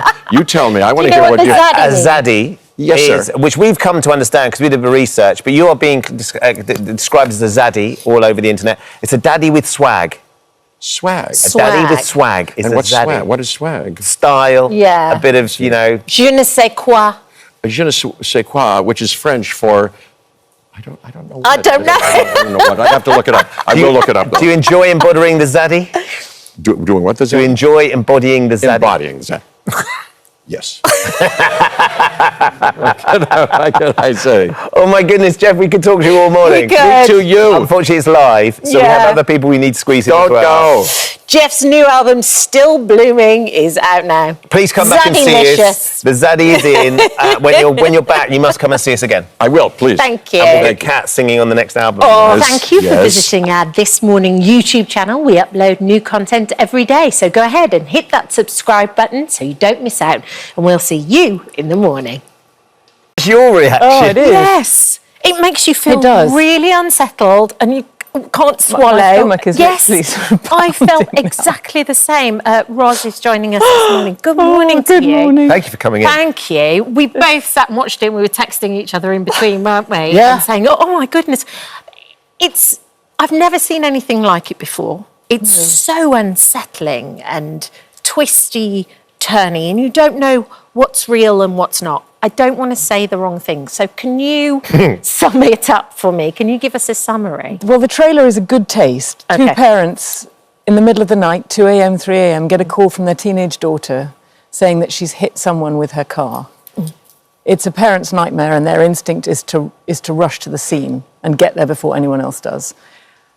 On the way, while they're on the phone to their daughter, revelations come out that are going to threaten to tear this family apart. And once the parents are in the car, we, the audience, never leave their space.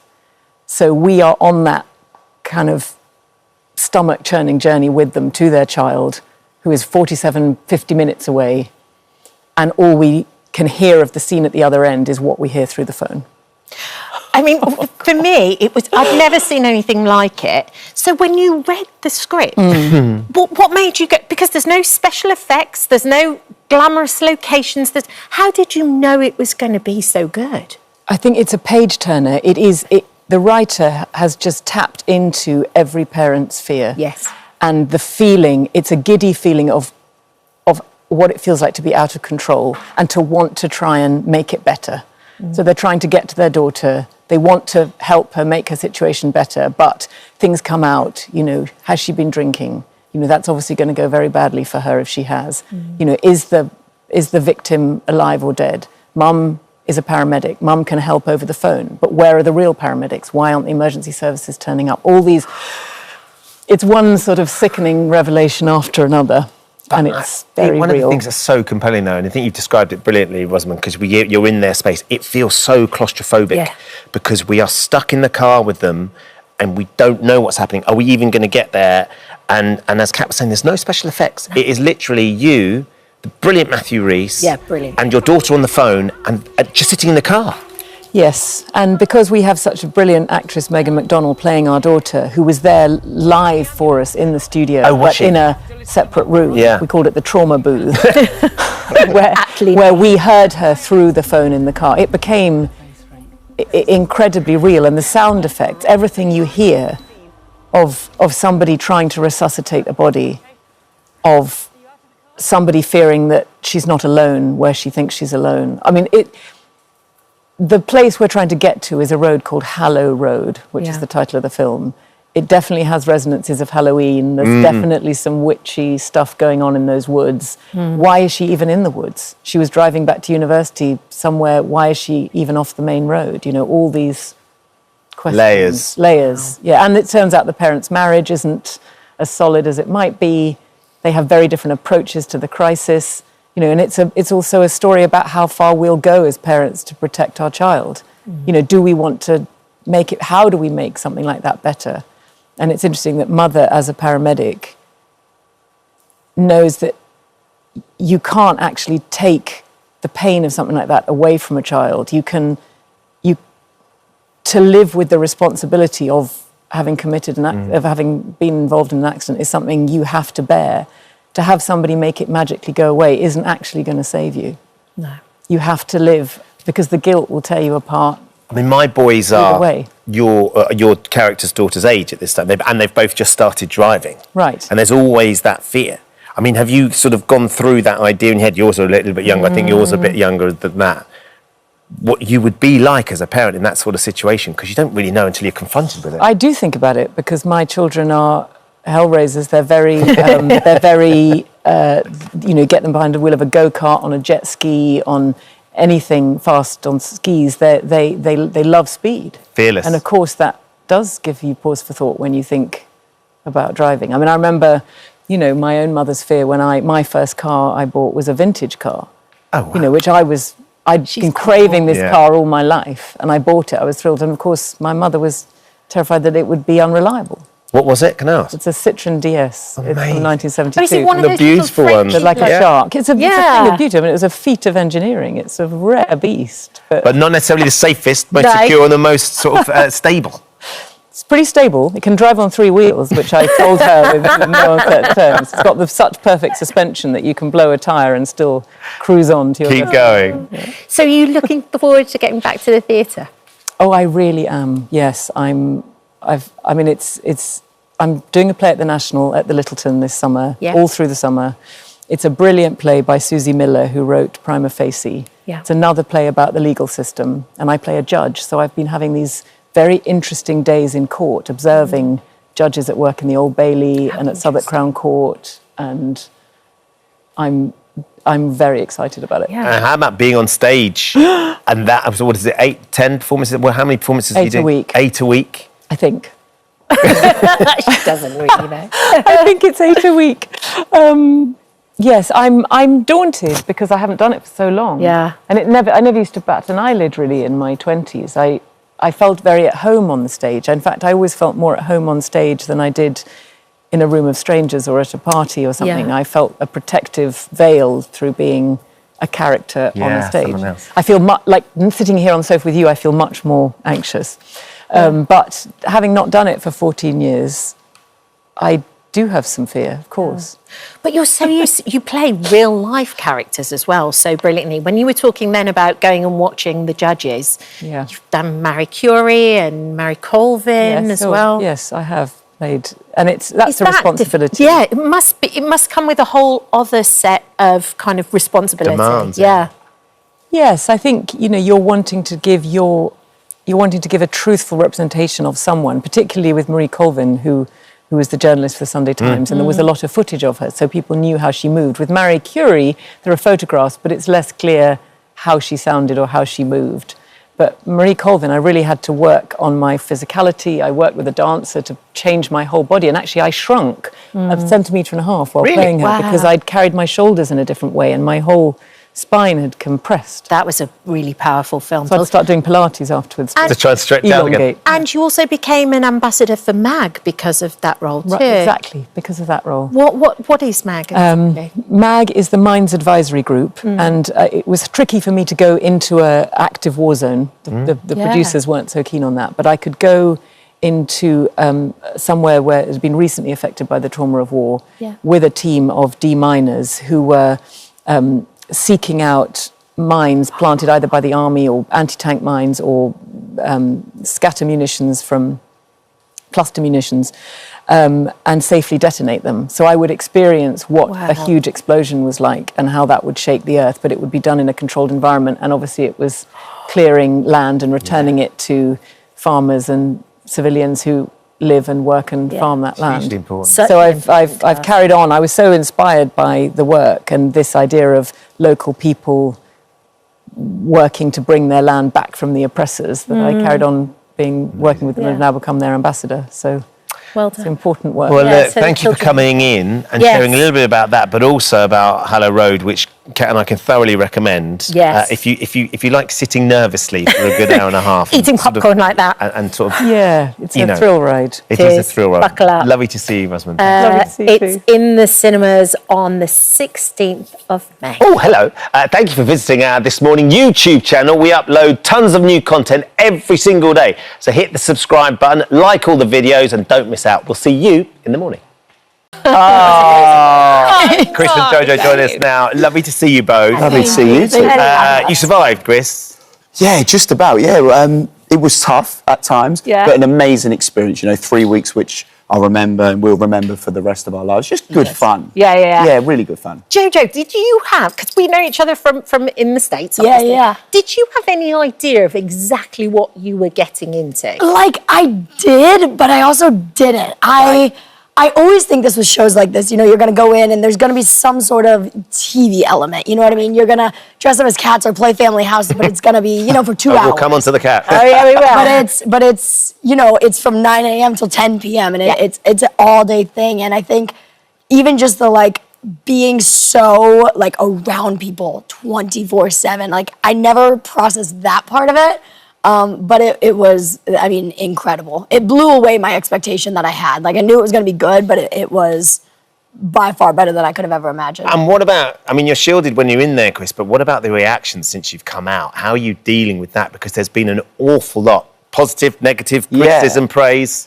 I think you just do deal with it. Like you said, you kind of have to. You put yourself on a public perspective. You can allow for people to have opinions on things. And I'm always one people who say, I appreciate people who have opinions. I think when it comes to anything in life, I think it's good to you have your views on stuff. But we just had a great time. Like you mentioned, that it was relentless. Yeah. It was so relentless from the minute you wake up to the minute you go to bed.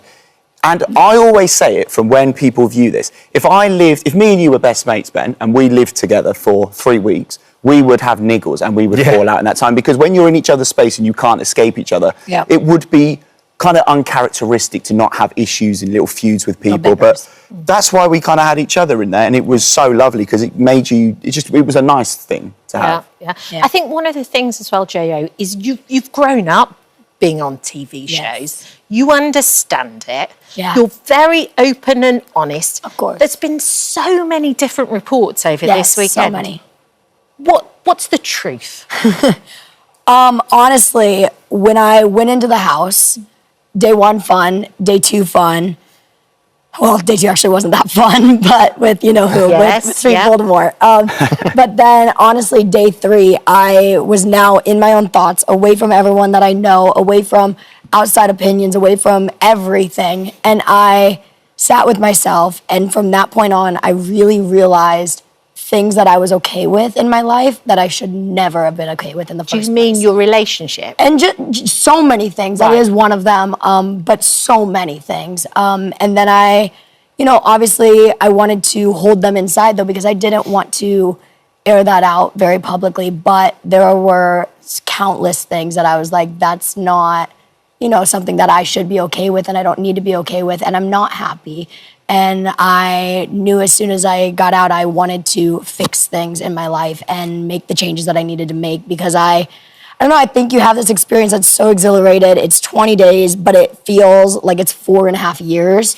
And the first thing you want to do when you get out is just exactly what you need to do in your life to make it as good as you can. And I think I realized just how not great things were, that I was pretending they were great. And it's been hard, but it's been good, and I'm very happy with where I am now. I'm very grateful. I'm very grateful that I had you in there for support and for comfort, because even though you didn't know what was going on in my brain, you were still obviously are support. You did it very quickly. You sort of made those changes at the wrap party, by all accounts, and your ex has sort of come out and talked about that as well. So that's obviously going to shine the light on it. Yeah, and I'll be honest. That was not a plan. That was not an intention. That was not supposed to happen like that. Initially, I was told that the wrap party was something they didn't want to attend, and then about an hour into the wrap party, they decided they wanted to, and so I was genuinely just going to have a conversation before, and then it just led to another. They straight up asked me if I was happy, and I said no. And one thing led to another, and that conversation did take place there. Was your relationship and what's going on between the two of you a catalyst in that? Is there stuff because there's clearly a very tight bond? Obviously, we're close. Obviously, we're tight, but I think it's like our friendship is like it's just it's hard to explain. It's just a really strong bond between two people, which is just a strong friendship. And I think you can have like a soulmate friendship. I think that's a thing. Yes. And to me, it's like that energy of where it's not like the standard friendship that you have with your friends, but it's it's still a friendship. We are friends, and it's just nice. And that's why I found it strange because it was such a strong friendship, but having someone in there to go through an experience like that and have someone there every day when you're emotional, when you're down, when you're happy, that was beautiful. Like that is a genuinely like an amazing thing, and probably my favourite thing I got from the whole show. So it's platonic right now, but Jojo, would you like it to be romantic?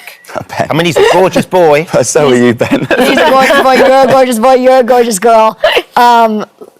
Look, he's a great guy. It is platonic. We have a lot of fun together. Life is life, and I don't know any future of anything, but I'm really grateful for our dynamic that we have and our bond that we have, and whatever life does, life will do. Yeah, it's that age-old Harry met Sally thing, isn't it? That's what it is. Question for you: was it a very conscious decision that you made to stand up for Jojo when Mickey spoke It's like that? weird this because people have asked me this, and I'm thinking, like, did I do something wrong? Like, I thought we Not lived at all. But in a world, I think it was a very normal thing. I'm just surprised not many other people did. It was quite brave though, because it was kind of still quite new at that time, and you didn't know him very well, and he was a loose cannon. And I have a lot of friends. Like one of my best friends is gay, so I'm like within that industry. I understand it, and I've done a bit of my own drag stuff in my time, and I enjoy that community. I can see the talent in the community, and I know that everything that community goes through and stuff. So I just feel like when people are making derogatory terms or terms which just aren't, you just can't use them anymore. It made me feel uncomfortable being in that situation, but it's something that you feel like you have to, you should pull people up on that, because when there's right and wrong, it's like it's easy to kind of express what's right and wrong. Yeah. If there's a bit of like middle ground, I might be a bit always Mickey raw, I don't know what to say, but right and wrong for me is something that you can freely speak open about. Yeah, absolutely. Have you heard anything from Mickey since, Jojo? Have any of you heard anything? Has he apologised? Does he understand why what he was saying is not acceptable? Look, after we had that moment in the house and day 2, we had a lot more conversation, and he did a couple of other things that it was like, you can't do that. And I feel like it was always kind of, babysitting, watching our back, watching his back for him. But I think, no, we have not spoken. I don't know if you have, but since out of the house. I felt for him to a degree, because I think that there's someone in there who's just confused, and it's like he's been alone for a long time in his life. I think the last 7 years, he said. So elements of his social life and understanding may be different. So for that reason, I did feel, I think it's hard to have natural human instincts and not feel sorry for somebody who feels so detached from what is going on in the world right now and what's right and wrong.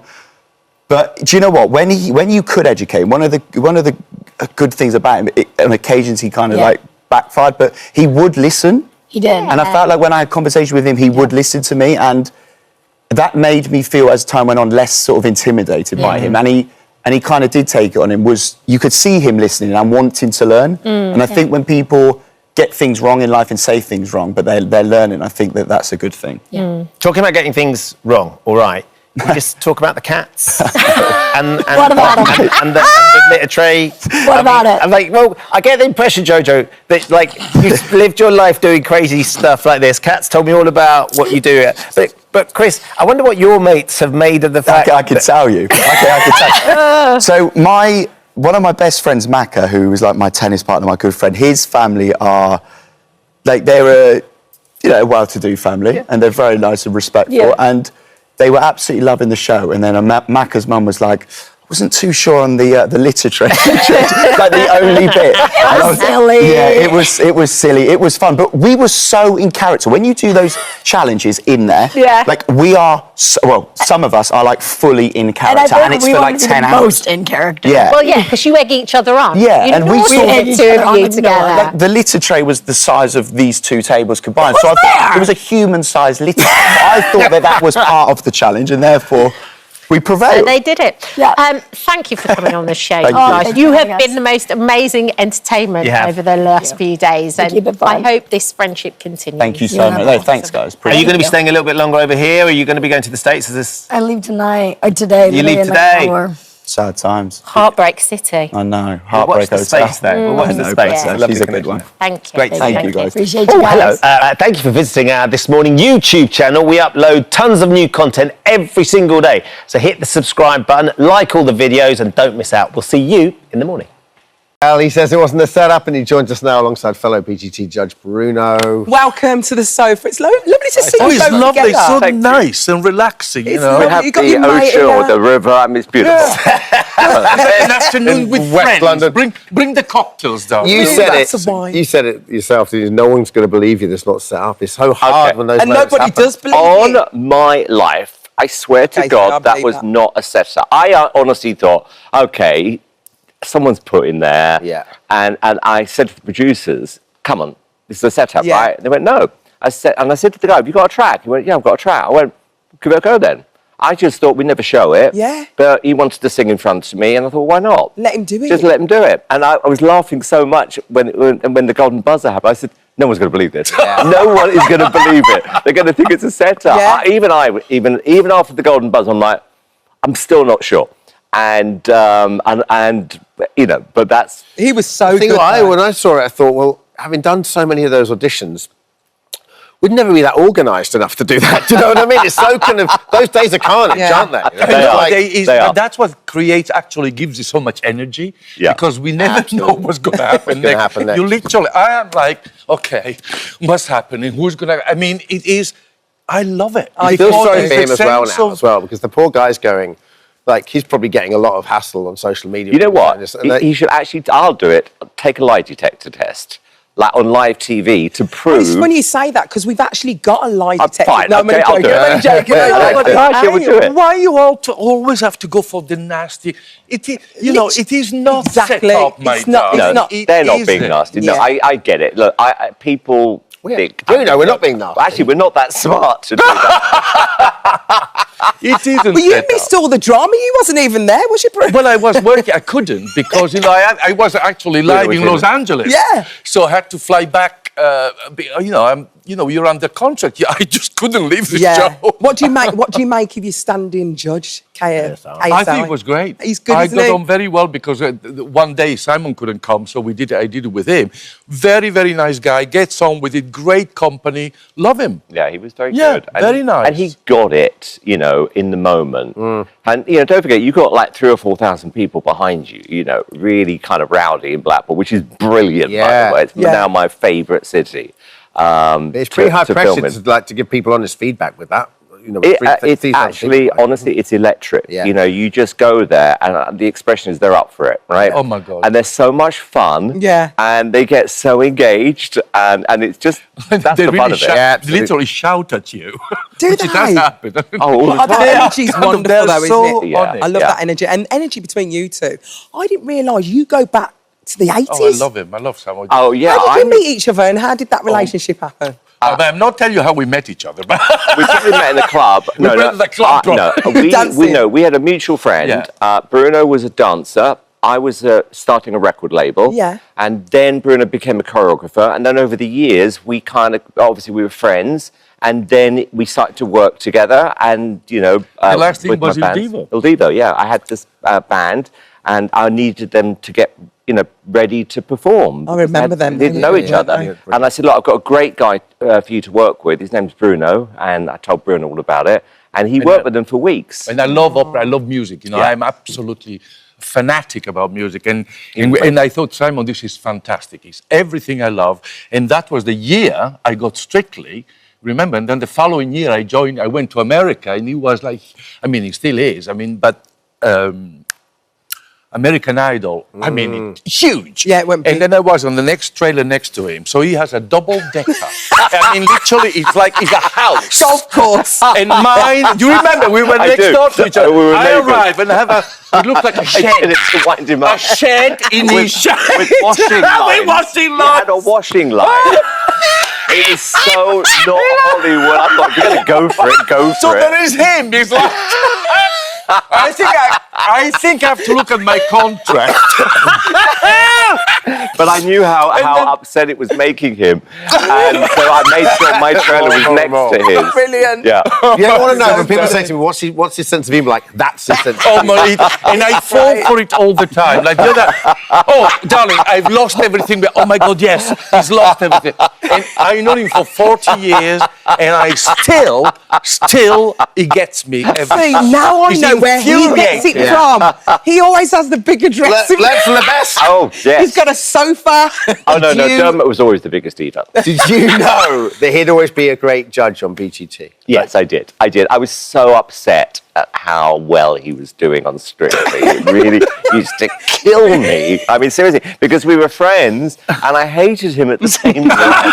Because every time his show was doing better than ours, you know, he would gloat, you know, it was awful. By the way, we are beating you in America as well, you know now. Oh, sorry. We haven't gone on air yet. Oh, last season. Well, actually, no, you didn't, actually. No, actually, no, you didn't. No, you didn't. Anyway, does it? Well, this series of BGT. No, you didn't. How are you feeling? You think you're in a good place this year with stars and stuff on BGT? I really, really hope so, and I believe so. And we were just saying this earlier on. Yeah, is no, that, it's true. You know, the auditions are one thing. Yeah. You go into the next stage, and the truth is, you've got to win. Yeah. I believe you've got to win. Yeah. Because I only really remember the winners. The only real runner-up I remember is Susan Boyle. Yeah. You always remember the winners, and that's why it still is exciting. I remember some of the losers as well, to be fair. I do, but not as much as the winners. Yeah. You know what I mean? Think when X Factor was on, it was such a big thing leading up to Christmas that you sort of got to know those people so well over a period of time. Didn't you? We were on air from like September to December. So obviously you wanted to win, but you still had a big presence. Whereas And BGT it's more concertina, isn't it? So the winner's always going to be the one that really stands out. I think it's important, you know, it's like getting the golden buzzer. I mean, that's why we decided to do something different with the live shows this year. But there's a twist in the golden buzzer, isn't there? Tell us about this twist. Well, I think everyone wants the golden buzzer, and I did it in America last year when I was beating Bruno's show. And I was thinking about it, we did actually. If you calculate it with the overnight. We have a much younger audience as well. So where was that? So anyway, the golden buzzer is exciting. So we've decided, we tried it in America, and it's brilliant. We're going to put it in the live show. So we don't know who's going to get. I don't know tomorrow which judge is going to get the golden buzzer. So I genuinely don't. Is that how it works? Yeah. So you get to give an act a golden buzzer in the live show, which sends them straight to the final. And we don't know which judge. And Anton Deck as well, isn't it? Yeah, Anton Deck as well, yeah. So I don't know who's swear gonna do again, it. I have no idea. I don't even know who's on the show tomorrow. No, are you going to be wearing them glasses again? Yeah. I love them. Do you? Hey, but what's the reason for the red Well, glasses? I'll tell you why. First of all, the world looks beautiful through them. Oh, it does actually. Can I have a go? I'm seeing Simon's world. It's lovely, wonderful. Isn't it lovely? Yeah. So look, I mean, Very you rich, work isn't with it? light. And noise everywhere. And look at that light through that. Oh gosh, Right? yeah. So, and also, because I suffer from migraines, Oh, put them back on. it helps me with migraines. And when I wake up at night and I'm reading, because I read from an iPad, I put these on, and it actually sends me back to sleep. Oh my gosh. There you go. How's that for a plug? Gentlemen, Guys, thank you Bruno, so much. Simon, Is thank that you it? so much. Yeah. That's it, Bab. That's it. You're throwing us out. Well, listen, the Britain's Got Talent semi-finals start tomorrow night, 7 p.m, right here on ITV1 and ITVX. Hi everyone, just wanted to say thank you for visiting our This Morning YouTube channel. Now listen, we upload new content every day, so go ahead and hit that subscribe button so you don't miss out. And we'll see you in the morning. After 3 weeks of drama nominations, quite a lot of canoodling. Tonight, one housemate's going to be... Tonight, we crown the winner of Celebrity Big Brother 2025. Ex-housemates Patsy Palmer and Trisha Goddard are with us right now. Hey. Before we chat to them, our very own Will Best is live at the CBB house. Will, you are live on ITV's This Morning. Please do not swear. You've pronounced swear wrong. It's swur. If you could, that's how AJ says it. Hi guys. This is very exciting. This is the last time I'm going to get to come into the camera run. So thank you very much for arranging this for this series. But yes, it is the final tonight after the drama of the triple Tuesday. 3 people left the house in a triple eviction. We've now got our 6 finalists, and we can see some of them here. So there's Chesney pacing around in those leopard print gym jams that he's been wearing all series. And you can just see there Jack P. Shephard, you can see his arm, he's in bed.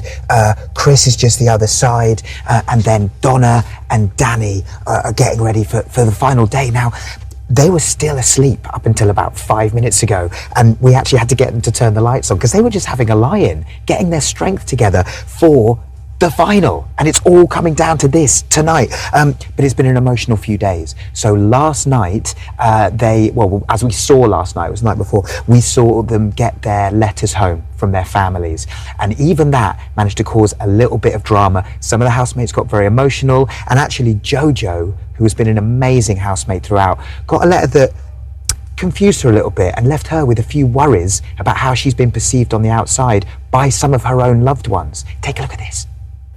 I'm finding myself really analyzing that note, and I don't like it. As in, what, are you trying to find a hidden message or something? I'm like, what are you telling me? Why did you not say I love you? Do you hate me? You know what I mean? Oh, right, okay. She probably didn't want to say anything to tip you over the edge, maybe. Mm-hmm. It's emotional stuff. You're always going to read a lot into those letters. Now I've moved into the living room and the kitchen, and there you can see Donna, who has done incredibly well this series. And I think she could be up there with a real chance of winning it. But last night they had their final meal. That is always, again, an emotional time in the Big Brother house. Everything they've been through over the past 3 weeks, it all comes to a head. And we've got a little clip, we'll be seeing more of this later, but a little tease for you guys of how that final dinner went down. There's something really special about you, and I think it's the type of dad you are. I felt like you have been nothing but supportive, nothing but easy to talk to, nothing but fun. You've always been a beautiful man in here. And so please remember, no matter what goes on in life, that you genuinely are such a beautiful man with such a massive heart. Beautiful. He is a beautiful man, and he wears really beautiful leopard print gym jams. Oh, look, they're singing. Oh my God, Jojo's looking straight at us. Look at this. Energy on the final day. It's, oh, Danny's arrived. Danny's walked through. Look, they're singing, they're dancing. This group of housemates have really given us everything. I mean, this series has been, it's been up there with some of the greats, the iconic moments that we've had right from the start, the controversies at the beginning, Jojo and Chris's relationship that's been a huge talking point on the outside world. It's going to be really interesting to dissect with them when they finally leave the house tonight. Donna being a dark horse and absolutely coming through as one of the stars of the series, so funny, so warm. Danny being absolutely brilliant when he was playing mother for the house and making everyone fall even more in love with him. And then Jack P. Shephard as one of the bookies' favourites. So according to the bookies, it's between Jack and Danny, basically just drinking tea the entire series, and maybe that's been enough. That could have been enough to win. Just drink loads of tea and you can get the crown. The win. Tea for the win. Thanks, Will. Oh, thank you, Will. Well done, mate. It's been a brilliant series. Lovely. Thanks, with that. It's nice to see the camera run is the best thing. But listen, what do this year's former housemates think will happen tonight? We are joined by Patsy Palmer and Trisha Goddard. Hello. Oh, well, little reunion here. Trisha, welcome to your second home. Yeah, I know. I've been here quite a bit, haven't I? Sorry. Spent more time here than you have been Big Brother. Do you know what? What's so lovely to see is your friends. You haven't stopped. We were literally talking then. You haven't stopped talking. No, what we've you known been each other talking about? before. We've known. I've known Trish years. since I was very young. I did a documentary with you years ago. Years ago. Oh, that's lovely. Yeah. Well, I've never seen anyone react the way our Patsy reacted when she got evicted coming out of the house. It was like the best thing in the world. Do you know, it was you were weird. so elated. And we'd waited so long. We only knew it was a triple eviction a few minutes before. So then to be called out was very strange. And it was elation. Yeah, I was excited to get out. And what a lovely reception. I loved it though. I would have happily stayed there till tonight. Yeah. Because it was only a couple more days. But I never thought I was going to get out. That's the thing. So it's like Groundhog Day. You never ever think you're going to get out. Yeah.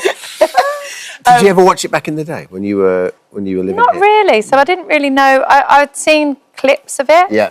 That's the best way to be, not know what you're going that was into. the blessing. That was I think if you had watched it, you were like, no, that's not for me. maybe I wouldn't have. Yeah, especially with some of it, I'd have been like, oh no, I can't do that. I don't think anything you watch prepares you for being in there in terms of the, like, you know, not necessarily claustrophobia, but everywhere there's nowhere to turn, there's nowhere to hide, there's no, it's just, you know, if you love your own space, it's impossible. You know, looking at people and being told that people were behind the scenes looking in on us. And even that they were doing the show from the garden. We didn't hear any of that. No. But the thought, I just said to Patsy, that's well creepy. People were skulking around. Not the crew, obviously, we expected them, but like guests and other people. And Danny said, didn't he once? He said, I saw... I can hear someone. I can hear someone. Yeah. It's a shame you don't go there today because it is an experience to do the camera run, see it from inside, because it's like your ghost. Have you done it? I've done it once, and the only way I can describe it is imagine you're a ghost and no one can see you. Wow. So people are living their life in the house and you're the ghost. Oh my God. And they can't see. I That's used what to it's use it as a way like. we'd book guests when I did Big Brother. Because on Little Brother, people would come and I'll come on the show, but can I come on the camera run? Did they? Yeah, so we used to take... Wow. I remember Well, taking I Captain did Burke around Little there. Brother, but I never, you know, when it was Ryland days, but I never wanted to do that. I just watched all the footage. Amazing, yeah. But that's scary. I mean, don't you think, when you think some of the things we're looking into it's the mirrors? creepy and scary. Trish, you lasted 9 days. It's a long time in there. No, it's not as long as But even with the nominations, honestly, like, it's good to have a chance to say it. And you know what it's like. You are clutching at straws. You've got nothing, have you? There is Dragging around in the nobody. dirt. There's no one to nominate when you get on so well with everyone. Yeah. And the day that I had to do mine, we'd had a really long day, all of us. It was really hard. Who did you have to vote for when you did the face-to-face one? Oh, God. My last one was Ella, and she'd already been completely having a mental breakdown, bless her heart. And that was the hardest thing for me. I was like, oh, no, I was tempted to change what I was going to say. But then I wanted to say to her what I was going to say, and she knows why, because I just wanted to say to her, just look after yourself. You know, just protect yourself. You know, I always felt very protective towards Ella. Yeah, so sometimes she was like saying stories and you were thinking, no, don't say that story. You're on national television. As in there's no filter. Just Well, you forget. she's young. Patsy She's was young. like looking out for us if to say, listen, you're on national TV. That's a story you don't want coming out, which was lovely. You absolutely forget You about do. the cameras after a while, and you forget that you're monitored absolutely everywhere. And like Patsy said, when it comes to nominations, you're literally scratching around in the dirt. I mean, soon as someone says something about you, like they had to do that task, and as soon as Danny and Trish started mentioning my name, I thought, because I thought I've got the nomination. Then, Yeah, because I have no one to nominate. Just when I said, good. Now I've got someone to nominate. No, but I've got 2 people to nominate. Because you know it has to be based on how you feel at the time. Yeah. But don't you think the other thing is that when you come out, and even more so for you, when you come out, you see something that, you know, in real life, you would have said, "Oh, Big Brother, I can't," you know, and you say loads of stuff before it, you know. Yeah, and then you come out, and you read in the press it's some huge big story. It was so little. It's so little. It's just silly. Like, It just gives you something to clutch at. Yeah. Because, and also then you're like, okay, well, there's only 2 people this week that have said anything about me, so I can't say it about anyone else because nobody's said anything. Yeah. So it makes it almost harder. Especially when the more divisive people leave early, and then you are. Because actually, that's what I loved about the series, and I love it when Big Brother and I'm a Celeb does this, where they'll just cast like quite nice people, and you're still watching it and you're still really enjoying it. Yeah. But there's no conflict. But you're still watching it and enjoying it. But there's something else going on. It doesn't have to always be conflict. Exactly. It can be, you know, tears or doubts or, you know... It's much nicer. It's much nicer. People can get on, like, everyone's going on about Jojo and Chris. People are allowed to be friends, aren't they? get they on, are aren't they? friends. They've made a little bond. It's so cute. But people are obsessed with that story. Like, well, and they all have absolutely. their take. We all have our take on it and what have you. And I guess in the end, only them know what's going on. But it's going to be interesting tonight. Who do you think's, who's your money on? Who's going to win tonight? I would like Danny to win. We both think we'd like Danny to win because Jojo's got a career, hasn't she? Danny, it's going to be a juggernaut, I think. It's going to be a juggernaut. Do you think he'll drag up tonight? He might drag up. I don't think he will. No, he's discovered himself behind drag, I think. I don't know that he would go back. But Chris, don't you think Jojo and Danny, well, I think those three voting-wise are going to be... Well, I think love Jack Donna. might win. I think Jack will win. I think Jack could win. He's And been I so- thought it through the whole thing. All the way I through. just think you can't underestimate the power of loyal Corrie fans. Yeah. And they are very loyal. He's very chill. He's got just comes across something like a that's lovely really guy. funny. He's a Yeah, very yeah, dry yeah, sense yeah. of humour. Yeah. He People like that. He has maintained his sanity through the whole thing. He's enjoyed everything, good and bad. He's just loved it all. He's there. He's just... I think he might win. Well, he doesn't say a lot, but when he does say something, funny. he's hilarious. Yeah. And Donna's like that as well. Oh, they're we've had Love some Donna. hilarious people Donna's in there, gorgeous. honestly. And I love the fact that you kept your zen in there as well. Yeah, you baby. chilled I out. had to. Meditated. The only way to get through it. It's the only You way. people were creeping around behind the back. Actually, Trish, No one's thank creeping you. around. Stop saying that. Just having a little goosey gander. No, we just have a little look. It's interesting. Celeb Big Brother live final this Friday today. ITV, ITVX, STV, STVX, blah blah blah blah blah. And that's our Patsy and Trisha. Thank you. Thank you so much for visiting our This Morning YouTube channel. We upload new content every single day, so go ahead and hit that subscribe button, and we'll see you in the morning.